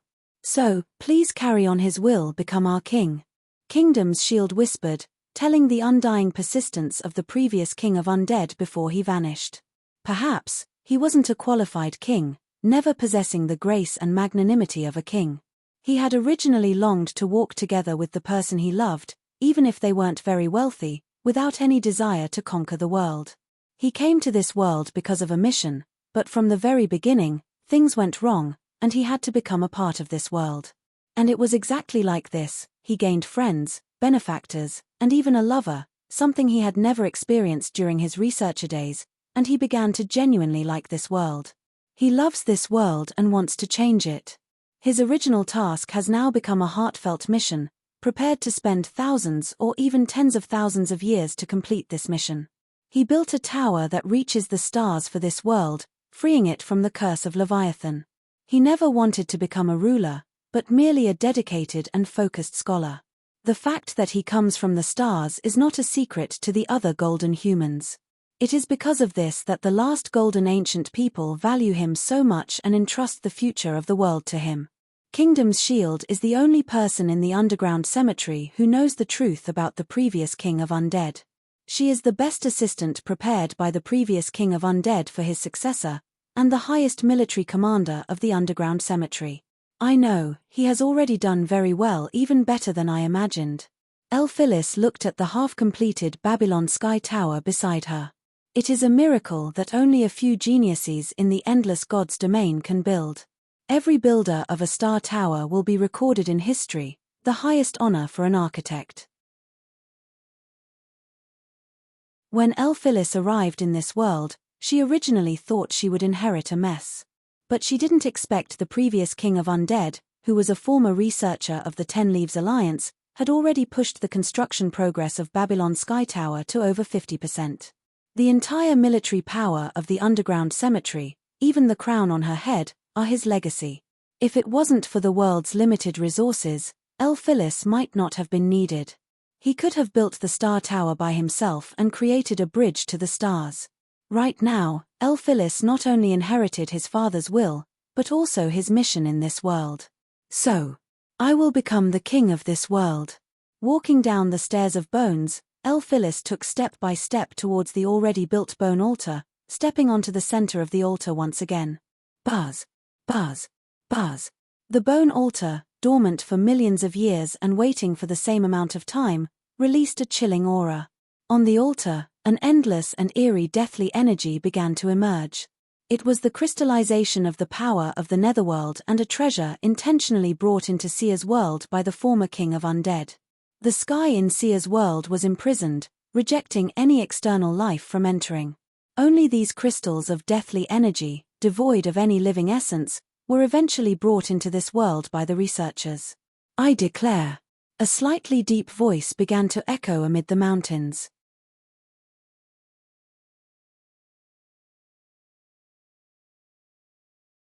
Chapter 1221 I will become the ruler of this continent. A simple sentence, delayed by thousands of years. Originally spoken by the hero recognized by the dragon clan, who should have ended the war between humans and dragons, but was said only now. After millions of years, the vacant throne that had been prepared but never appeared before the people, along with the crown symbolizing the continent's monarchy, finally arrived at the moment of fulfilling its mission. On the throne of white bones, the armrests formed by the dragon's skull emitted a breathtaking dragon roar. On Elphilis's crown, 7 of the world's most perfect gems released different lights of precious stones. The throne of white bones. Continental crown. This is the moment when the 21st legendary god weapon was born in the history of the continent, witnessing the name of the King of Undead. The throne built by ethereal white bones can only be sat on by the King of Undead. It is the embodiment of Netherworld's power. The crown symbolizing absolute royal authority belongs only to the kings recognized by the World Covenant. A huge cloak shadow appears behind the bone throne, staring at all living beings with a cold and inhuman gaze. In that instant, whether they were humans or creatures from the Leviathan faction, they all felt the gaze from Netherworld. The King of Undead, who transcends life and death, crossing the boundaries of life, finally takes that crucial step and starts to gather their own legendary name. This is also the most important reward of Elphilis's mission, legendary status. As the successor of the previous the King of Undead, she has gained the recognition of the Bone Throne and the Continental Crown. The King of Seer's World and the Messenger of Netherworld, both titles are now in her hands. Even if she leaves Seer's World, the legend will not end. As long as the people of Seer's World remember this moment, it means that Elphilis's legendary name is silently being forged. This kind of fame is an honor for heroes ranked high and is proof of their epicness, but it doesn't directly increase their strength. But when reaching the step of challenging the legend ranked as a hero ranked, this fame becomes a crucial element.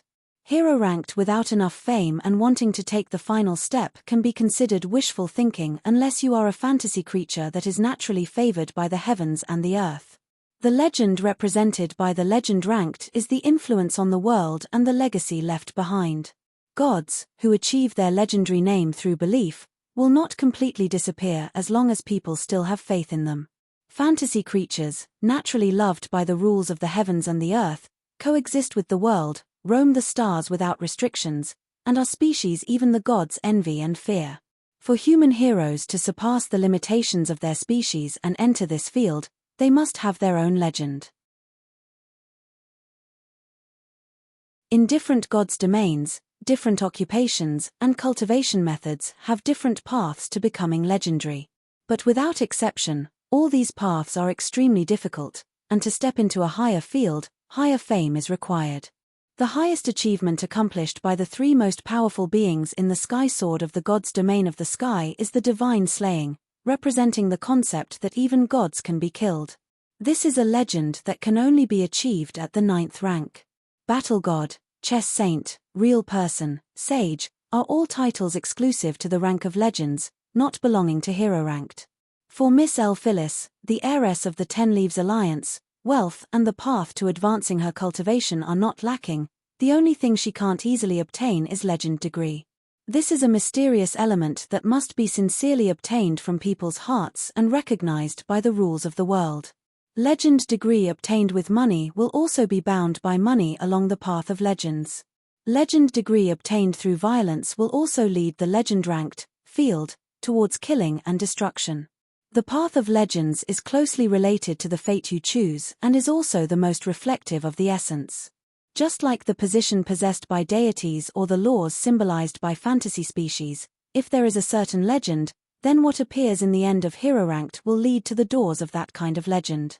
This principle is a secret jointly kept by all the major forces in the endless god's domain.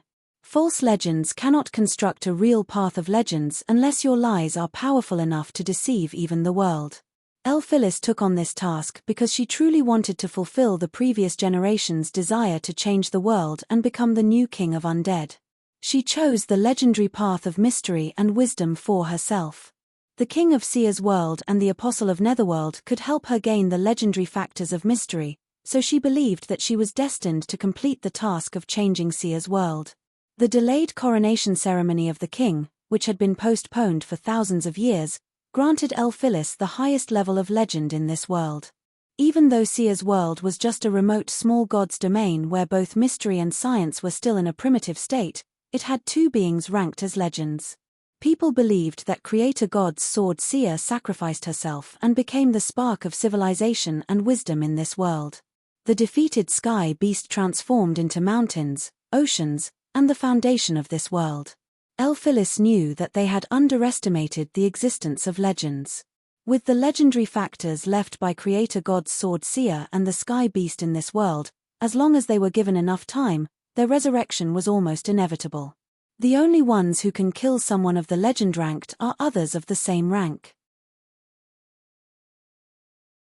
The number of them doesn't matter in front of the legend ranked. Even though it may seem like both sides are equally wounded, as long as the names Seer and Leviathan continue to be spoken on this land, these two beings will inevitably return. The celestial barrier that traps the intelligent beings of this world is the remaining will of the legend ranked. Even the Ten Leaves Alliance finds it to be a challenging problem. Because of the existence of this barrier, the coordinates of the entire Seer's world are shrouded in mist. Even the legend ranked of the Ten Leaves Alliance cannot pinpoint the location here. They can only rely on occasional messages from the King of Undead, who crossed through a crack into this world a long time ago, to track the coordinates of Seer's world. At this moment, Elphilis puts on the crown symbolizing the ruler of the continent and sits on the bone throne reserved for Netherworld apostles. It means she has finally taken that crucial step. With the support of the entire alliance, the Ten Leaves Alliance began preparations to attain the name of the legend ranked while their young miss was still at the hero rank. Boom! A silver-white figure descends from the sky, standing tall at 40 meters in front of the Babylon Sky Tower, gazing at the King of Undead seated on the throne. The boy looks at his childhood sweetheart, his eyes filled with tenderness.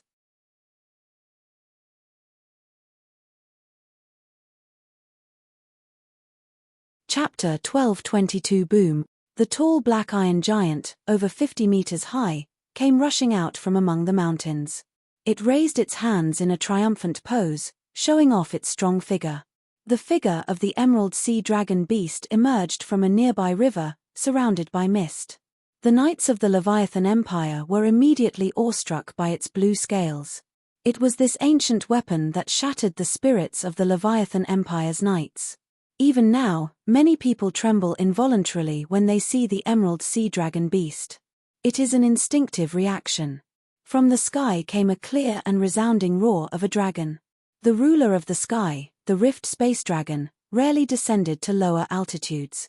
The seven-layered electric ring emitted a current that made the entire sky tremble. Finally, even the most mysterious ancient weapon, the Opera House Phantom, which rarely appeared in front of the world, and even stayed hidden in the underground cemetery during the Dragon War, revealed part of its form. It wore a white mask enveloped in a huge black mist, with countless shadows of the dead entwined around it. No one could count how many faces were on that mask. Even a wise mathematician like Poincare couldn't calculate the number of faces on that mask, because the vast white opera mask was constantly changing. They symbolize the four ancient weapons that are the ultimate core of the underground cemetery: land, sea, air, and the Legion of Death, all at the same time. And there was also an additional mysterious guardian from Seer's world. It was a big silver giant that had defeated the Black Iron Giant and the Emerald Sea Dragon beast. These are the highest achievements of the Divine Era, the most powerful weapons from the mysterious side. Poincare looked at 5 different ancient weapons. These weapons had a terrifying power that modern weapons didn't possess. Each one of them could single-handedly oppress an entire country, especially the Opera House Phantom and the Rift Space Dragon. Even the Leviathan Empire didn't have any information on these 2 ancient weapons. The titled machine, developed with the power of science, was far beyond the reach of even the strongest Black King. However, if one could master the power of nuclear explosions, one could possibly fight back. Poincare closed his eyes and started absorbing and calculating all the information he had obtained from Speaker Duke. It was inevitable for Homer and the last generation of miracles to fail. They failed to truly realize the power of science and instead focused on studying it through magic, which led to that fatal mistake. Poincare and the new generation of scholars were different because they didn't possess any magical abilities. Scholars and alchemic warlocks of this era had a higher understanding of the essence of materials. Therefore, when Poincare obtained the information on the nuclear explosion that caused the complete destruction of the First Magic Armored Legion, he was astonished. That kind of power was simply impossible to be wielded by a human body, not even a titled machine could handle it. If someone could use the power of such a nuclear explosion with a human body, they wouldn't be hero-ranked, but a true god. Long live our king! The black iron giant took the lead and raised its right fist, unleashing a powerful punch infused with the force of the earth's veins towards the sky. A black pillar of light shot up into the sky. It was the black iron giant's heartfelt joy, a blessing to the king of undead. The emerald sea dragon beast coiled its body and its repaired head and body regained its original shine. It lifted its head and spewed out a blue water wave.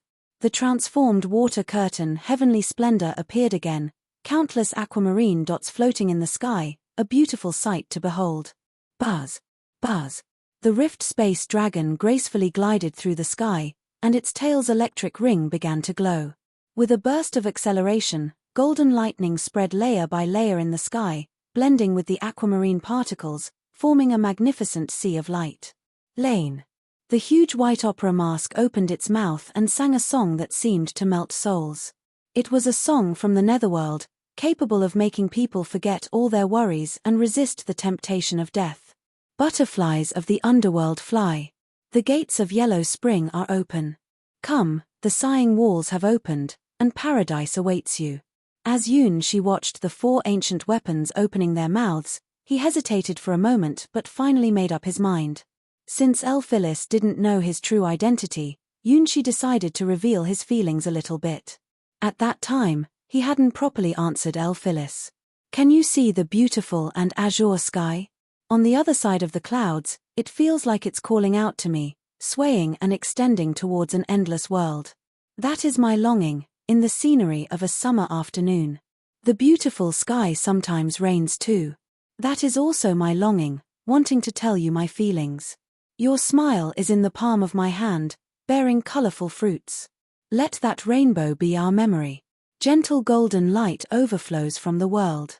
You are the princess in my heart, forever so beautiful, shining like a gem. Silver-white radiance appears around the faceless god, transforming into gemstones and revealing words, finally rising up to dance with the sky and lightning. Yun-Shi learned everything about gemstones from Elphilis, because the school didn't teach knowledge about luxury items like that. Yun-Shi couldn't afford any of the gemstones in Elphilis's house, even though she always smiled and said they could be his if he wanted. He just had to do one thing. What is that one thing?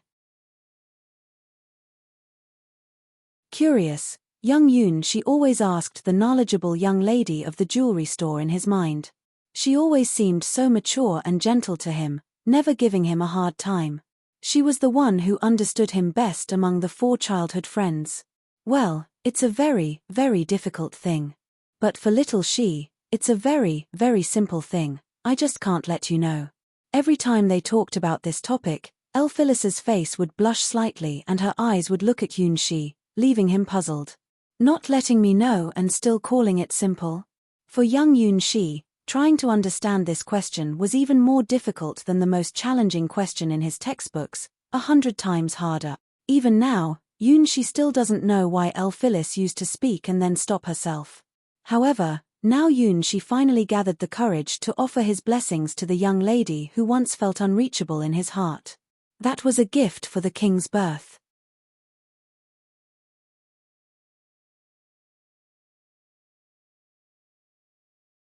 Chapter 12:23. That was the most beautiful flower in the world. That was a gem that shone forever. In Yun-Shi's eyes, it was an unforgettable beautiful memory. Even if far away from his hometown and unable to return to that ordinary small town, Elphilis's face would forever be etched in the young boy's heart. In Sia's lonely world, the figure currently sitting on the throne was the person he was most familiar with in this world. Congratulations, Elphilis. Feeling Yun-Shi's gaze, Elphilis looked at the silver giant that stood an impressive 40 meters tall with some confusion. Then, the entire Babylon Sky Tower began to emit a sword of light that seemed to pierce through the entire sky. This is when Sia's world recognized the King of Undead's continental crown, and the sign of the immense power of the world began to gather. Elphilis could feel that the completion progress of the Babylon Sky Tower, which was originally lacking a large amount of resources and only at around 70%, was continuously rising. 71%, 72%, 75%. It kept soaring until 80%, and then this rapid growth slowed down. Even the architect who designed the Babylon Sky Tower, the King of Undead, probably didn't expect such special treatment when officially becoming the king of the continent. It looks like it should be completed within a week.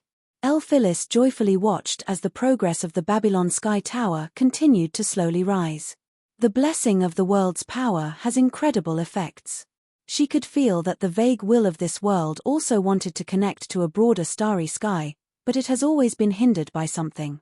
Now, it seems that the obstructing force has weakened quite a bit.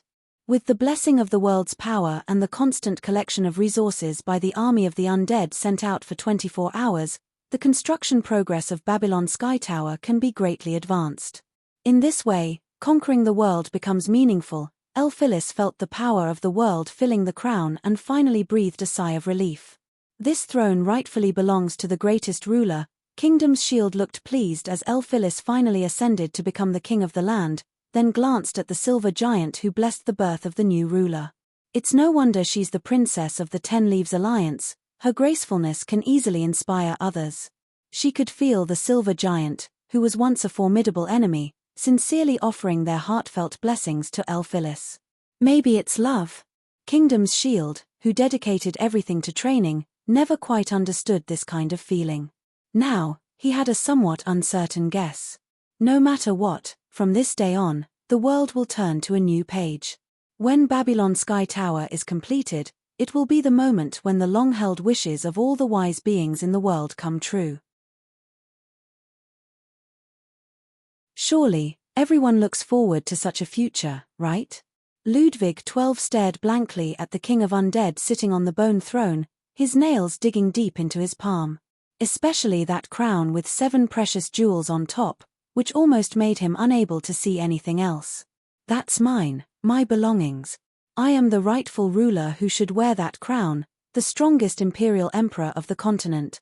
The goal that even the rebellious royal family wanted to achieve, which the ancestors had been striving for generations, to conquer the world and eternally inscribe the name of the Leviathan Empire in history, he was just one step away from it.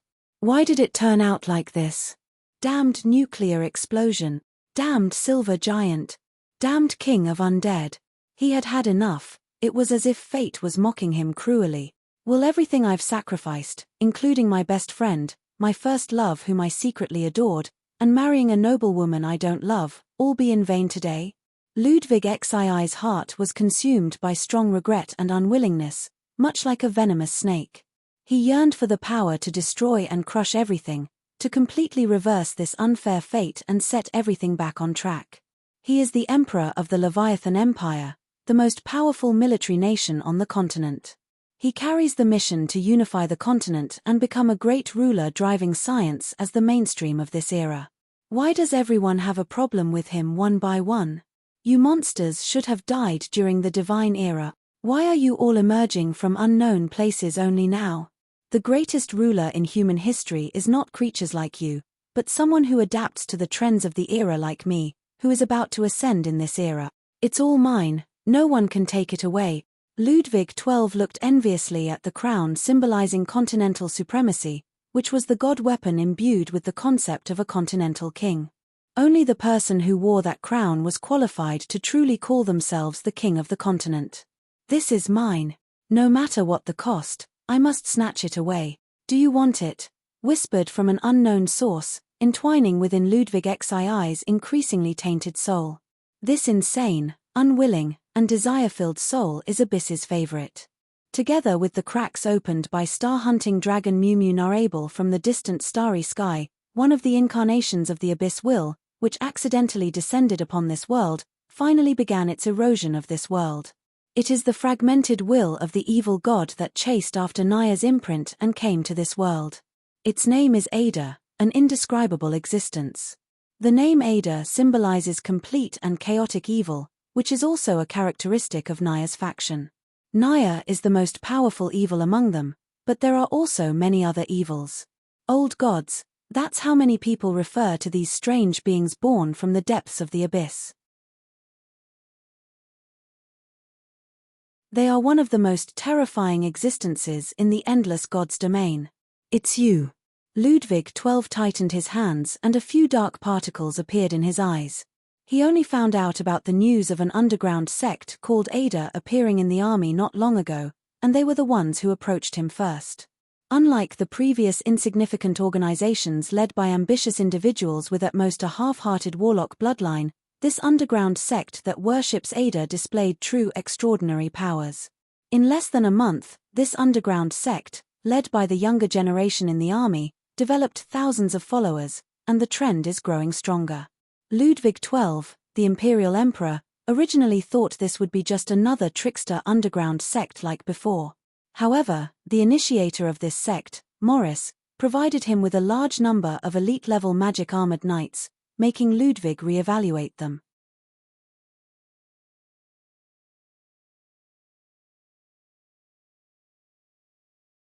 Chapter 1224. In order to expand the military power of the Leviathan Empire and in desperate need of new hero-ranked knights, Ludwig XII had no choice but to turn a blind eye to the existence of this underground sect, giving them tacit approval. To deal with the sudden resurrection of Su, the king of undead, regardless of what this Ada thing is, as long as it can be used, it's good enough.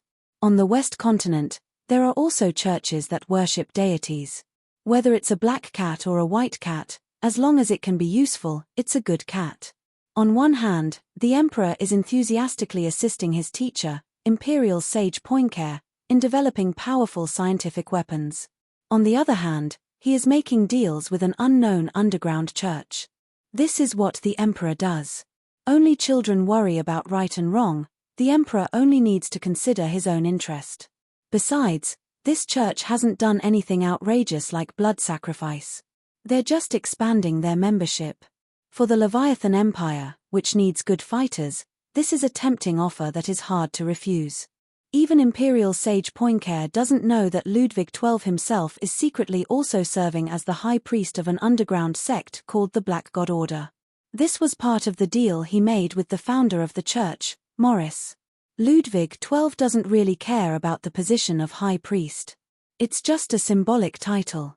As long as he can control the underground church, that's all he needs. For humans living in a period of declining magic, their faith is weak, let alone their vigilance towards unknown entities. In this world, no one besides the deep-sea race has experience dealing with these evil gods. Unfortunately, Ludwig XII is one of the guinea pigs, and he has no idea how dangerous it is. Do you have any solution? Morris?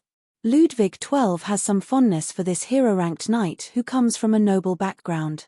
If the Black Emperor hadn't already promised certain powerful nobles to endorse their candidates, he might have actually given the most powerful titled machine to Morris.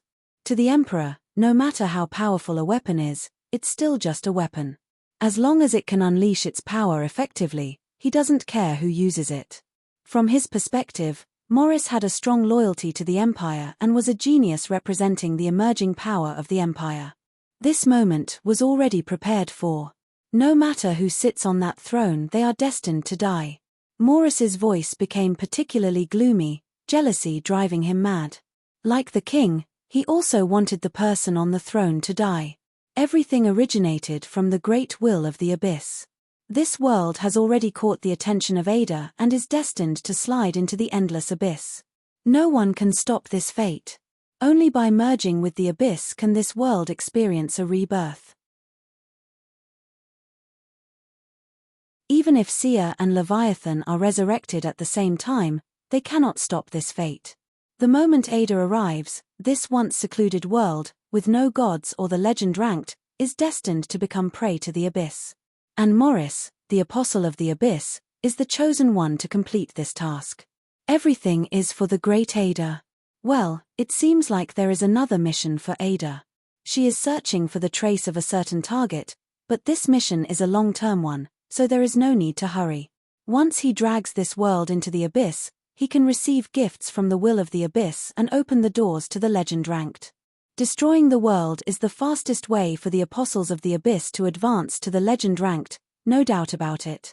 Listening to the cries of an entire world being devoured by the abyss is the supreme joy of the apostles of the abyss. This world doesn't need that kind of ruler.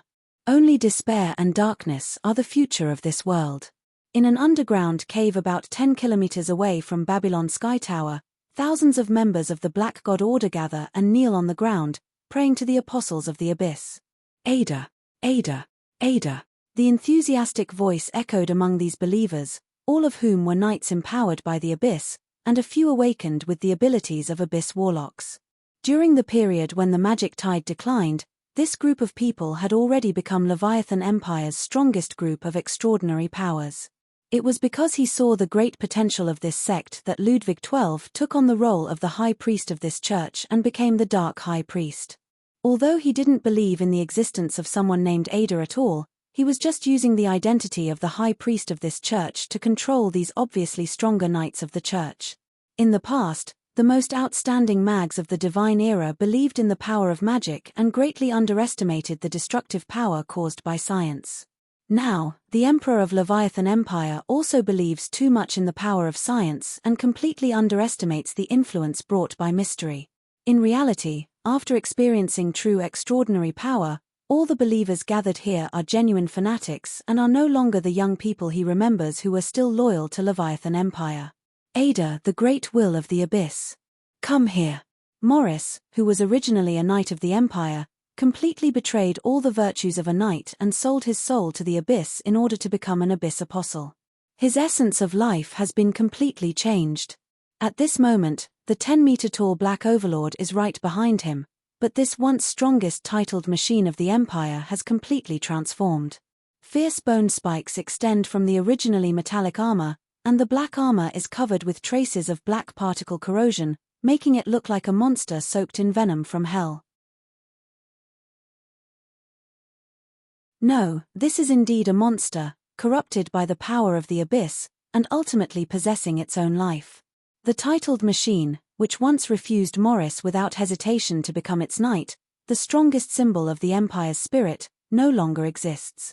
The core representing the will of the Empire had long been completely contaminated by the power from the abyss, ultimately distorted into this terrifying form. Along with that, even the strongest spear symbolizing scientific production has completely changed. Its tip is flowing with black venom, and the spiral patterns are filled with incomprehensible texts to humans. With Morris's fervent call, thousands of kilometers away, the black rune eye suspended above the Primeval Sea slowly turned around, staring at the center of the continent. When you stare into the abyss also stares back at you. Morris felt the irresistible impulse that was like a first love, suffocating with eyes that were more intoxicating than any poison. Ada. Calling out the name of one of the incarnations of the abyss's will, Morris mounted his black war horse. The time has come.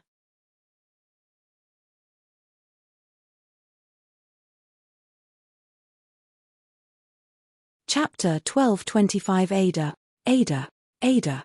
Amidst the fervent chants of the Black God Order disciples, the power from the abyss began to fill the underground cave. The black tyrant on the altar suddenly opened its eyes. They were a pair of blood-red and murky eyes, exuding a violent aura. They had the cold metallic texture and the cruelty that belonged to something non-human. Can you feel it? This is power. The absolute power bestowed upon us by the magnificent Ada. Morris, who had once been trampled under Saramander's feet and experienced humiliation and powerlessness, shouted loudly. With this power, he could finally fulfill his greatest ambition in life. Even the Black Tyrant, who had vehemently rejected him and refused to acknowledge his qualifications as its master, had become his possession in this moment. If he wanted something, he had to possess it. Whoever tries to stop him will be destroyed. Ada, Ada, Ada. Like sticks thrown into a fire, thousands of believers from the Black God Order entered a state of intense fanaticism, one after another. Humans, as naturally inclined towards following the crowd, were even more captivated by the extraordinary powers displayed by Ada. For humans born during the decline of the magical era, it was truly worth sacrificing everything to obtain such power. Morris is the perfect example. In order to gain hero-ranked extraordinary abilities, he betrayed his country and family, going down a dark path with no intention of turning back. More black mist began to envelop the Black God Order devotees. Thousands of kilometers away, a gigantic rune eye slowly drew upon the immense life force of the Leviathan, aiming to achieve a certain goal. Believe in me. I will bring you hope. Only by using your souls and lives to believe in the great Ada can you obtain eternal life. Morris himself didn't know that he had the potential to become a pope. At this moment, with a single shout from him on high, he could already drive the thousands of people into madness. And this is far from the total number of members in the Black God Order. Even Ludwig XII didn't expect the appearance of a church with extraordinary powers, and what it truly meant for this period of declining magic tide. This church doesn't require you to have the power of bloodline inheritance, nor does it require the increasingly rare and precious medicinal ingredients for bathing or various secret methods to train your body. As long as you have faith in the deity called Ada, you can obtain power. In exchange for offering your wealth and resources, you can possess a portion of extraordinary powers. Whether you are a commoner, a lower-ranking noble, or a young knight in the military, this is an irresistible temptation. Ludwig XII, the leader of the Black God Order's thousands of followers, has had his list of names for a long time. After getting the approval of the Imperial Emperor, the Black God Order spread like wildfire within the Leviathan Empire. The followers who have come to this underground cave at this moment have all been personally chosen by Morris. They are true believers who firmly believe in the existence of Ada. Meanwhile, there are many more followers who recently joined the church. They are scattered in various towns within the Leviathan Empire and have the support of Ada for long-distance communication. Morris has become a semi-underground emperor of the Leviathan Empire. Within the church alone, Morris, as the Abyss Apostle, has even higher prestige than the Imperial Emperor. That's why these thousands of people didn't hesitate to follow him to this underground cave for the ceremony. The 10th Knight with a noble title in the Empire. The founder of the Black God Order. Morris, adorned with these two titles, has surpassed the social class that he could never have crossed before and has become one of the few people who can determine the fate of the Leviathan Empire. Imperial Emperor Ludwig XII. Imperial Sage Poincare. The first alchemist Asmid. Now, we need to add one more person to this list, the Apostle of the Black God Order, Morris. At this moment, Morris has reached the peak of his life. How can he not feel proud and satisfied? Now, it's time for the people of this world to witness the power from the depths. Drawing the black spear from his back, Morris begins to gather energy. The next strike will completely change the fate of this world. Praise to Ada, offering this world as the greatest gift to the magnificent you. On top of the bone throne in Babylon's Sky Tower, Elphilis suddenly stood up, looking up at the sky with a serious expression. Something terrifying is happening there. The black patterns continue to spread, contaminating the once pure white clouds and revealing eerie things churning within them. The entire sky suddenly went dark, giving people a chilly feeling down their backs. Witness this moment. As you wish, this continent will not have a unified king. In Ludwig XII's pupils, black particles slowly flowed, locking onto the king of undead dressed in pitch-black armor. The clouds in the sky began to gradually gather, forming a strange container-like shape, layer upon layer. Oh no! This power is... Elphilis showed a shocked expression for the first time, and her 10 fingers started weaving multiple shields. Numerous runes on her pitch-black armor lit up automatically. Shield spell. Defend against instant death attacks. Fake life. Nature's shelter. Fridge. The magic of the whole underground cemetery was flowing towards Elphilis. However, it was too late. Because of the construction of the Babylon Sky Tower, Elphilis had recently invested most of the magic from the underground cemetery into the construction. Now, she only had about 1/5 of the power from its prime. As the princess of the 10 Leaves Alliance, Elphilis naturally had many precious treasures to protect herself. But at this moment, the evil presence on the other side of the clouds was an enemy that could not be described with common sense. Why are there traces of the abyss in this enclosed world? Moreover, even in the abyss, it was far beyond the ordinary evil gods, with extremely high-ranked evil god power. That eye is the evil eye. Notice, someone died today. Cause of death, pierced heart. In the churning black clouds, such words appeared, and then all of Elphilis's defenses began to collapse one after another. A large evil eye mark appeared at the location of her heart. In the next moment, the electric spear that was originally in the hands of the Black Overlord appeared in the sky, aiming at Elphilis's heart.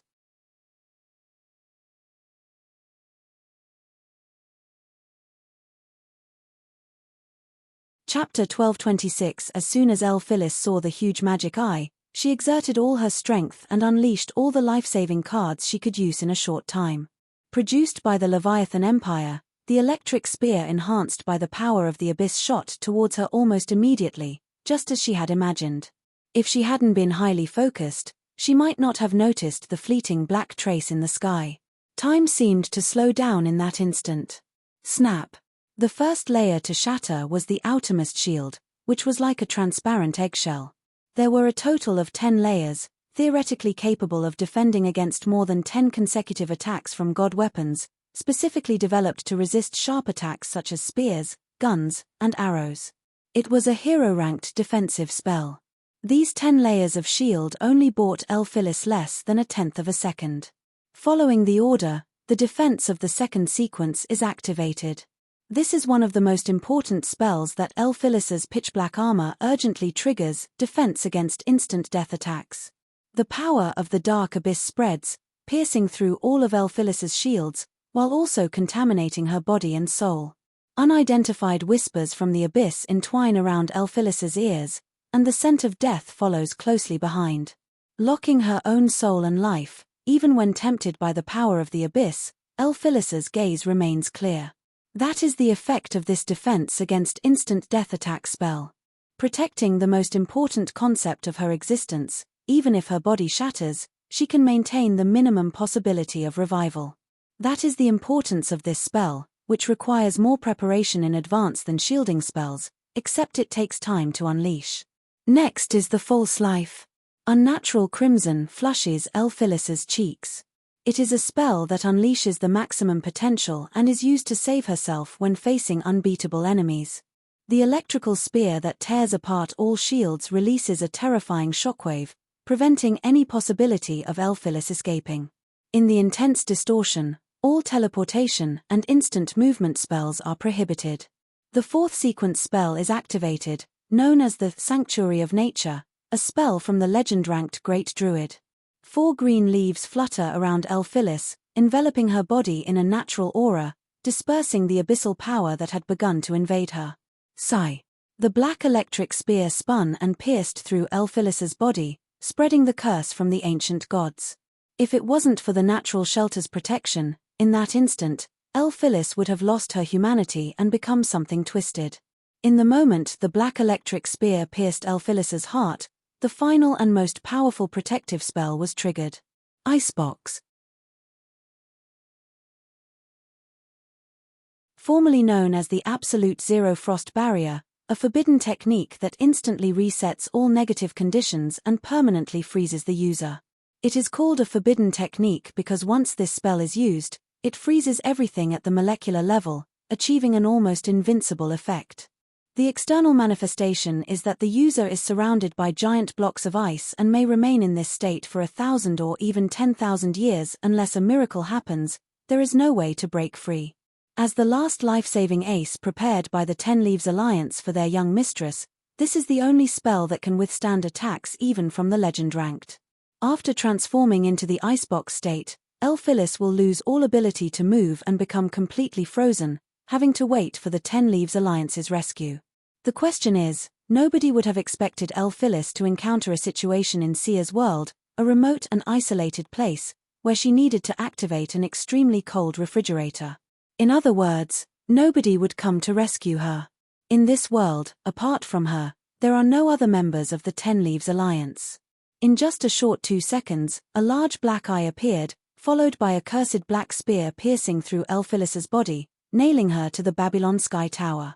The black spear penetrated Elphilis's body, pinning her entirely to the Babylon Tower. Just as the voice declared, she lost all signs of life.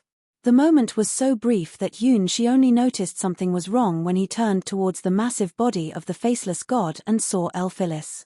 She had already turned into a huge block of ice, completely impaled on the Babylon Sky Tower by the black spear with electrical patterns. Phyllis. Yunshi's mind went blank, and he could hardly comprehend what had happened. What happened? Did he see it wrong? Why did Phyllis lose all signs of life in just a blink of an eye, being impaled by that terrible weapon on the tower? This world doesn't need a king nor a savior. Because this world is being watched by the abyss. A slow and deathly voice spread out from the swirling black clouds. Boom! The black tyrant rose from the underground with a destructive aura. 12 demonic dragonfly cannons danced around it, announcing its arrival. Yes, this world belongs to the great Ada. You have only one path, and it leads to death. Corrupted and polluted by the power of the abyss, the fairy-like weapons, imbued with a fraction of the abyss's will, instantly teleported in front of the 4 ancient weapons in the underground cemetery, launching a frenzy of attacks. Daddy! How dare you harm my father? This is unforgivable. The black iron giant went mad, viciously grabbing the fairy dragonfly cannon that flew in front of it, preparing to crush this unwelcome intruder. No, we can't let these things get close. Hide away, giant. Using their instinct for war, Kingdom's shield, flying in the sky, first sensed that something was wrong.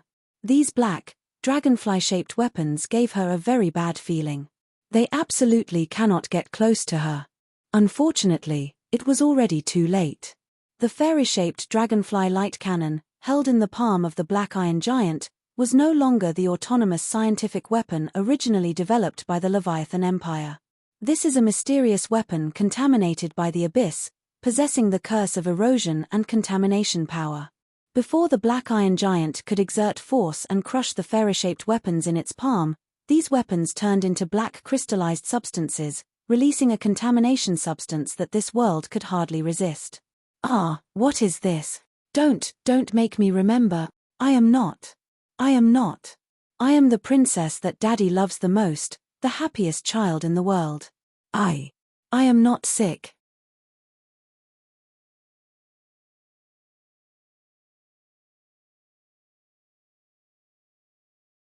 Chapter 1227. Clearly something that had already been forgotten. Absolutely would not think about it, even thought it didn't exist at all. The most disliked, most unwanted thing that she wanted to disappear just like that. That is past princess's biggest flaw and weakness: illness. Until she fell ill, she grew up healthy and imagined herself becoming the cutest and most beautiful princess in the whole world. With a respected father, a beautiful sister who can dance, and many friendly maids, as a princess, she had no unhappy places. Every day, there were delicious candies, bread, never-ending cute dresses, and shoes. She worked hard to study, preparing herself for becoming the queen of this country in the future. Her life was like a perfectly planned chart, everything went smoothly, until she fell ill. At first, the symptoms were just a slight cough, similar to a cold, a small illness that no one would pay much attention to. As long as she drank warm honey water and rested in bed for a few days, she would get better. That's what she thought, and that's what her maids and palace doctors thought too. The cold quickly got better, she regained her energy and could bounce around again. Unfortunately, less than half a month later, she caught a cold again. She pouted, drank warm honey water, and lay back in bed. It was a spring with frequent temperature changes. Countless nobles and commoners were attacked by the flu, and the princess was naturally one of them. With the careful care of her maids, the princess recovered her health after a few days.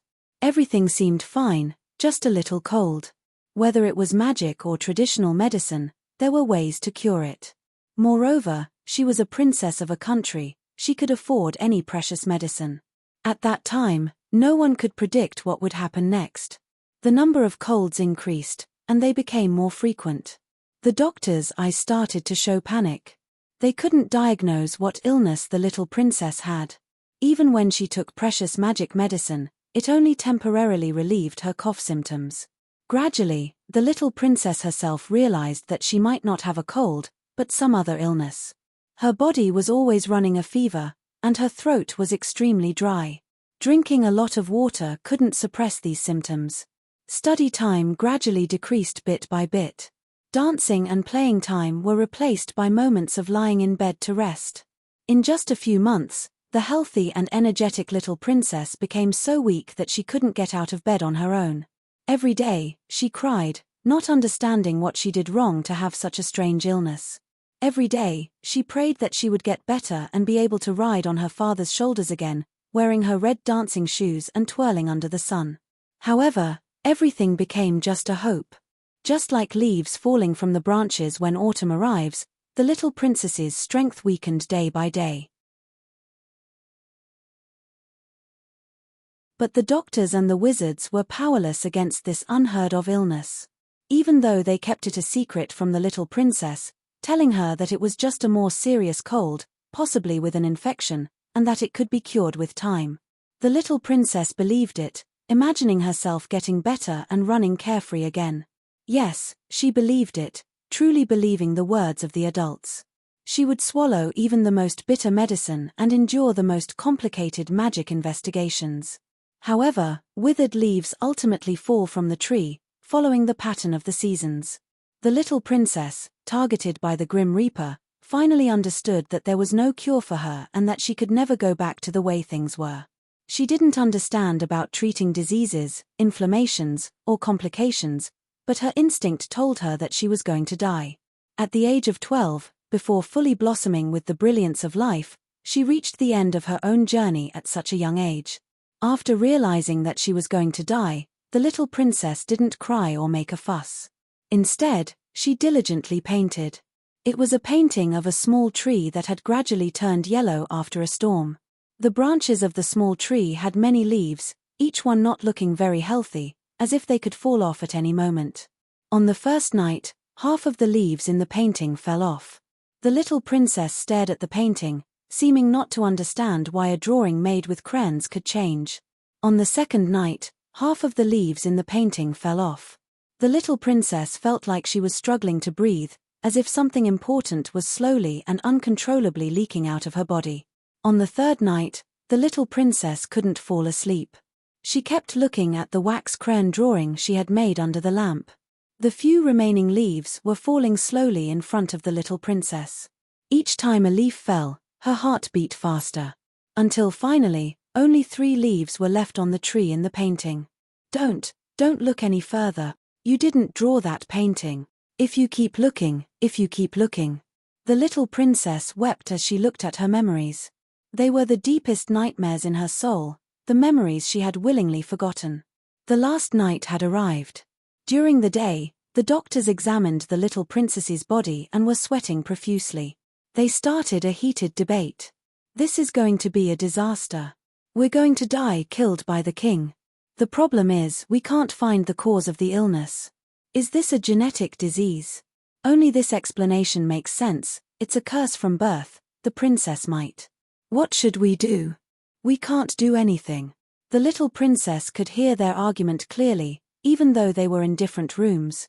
She just couldn't speak. Late at night, like a last glimmer of light, the little princess put on her most beautiful and adorable clothes and sat in front of her own crayon drawing. In the drawing, the last 3 leaves were about to fall.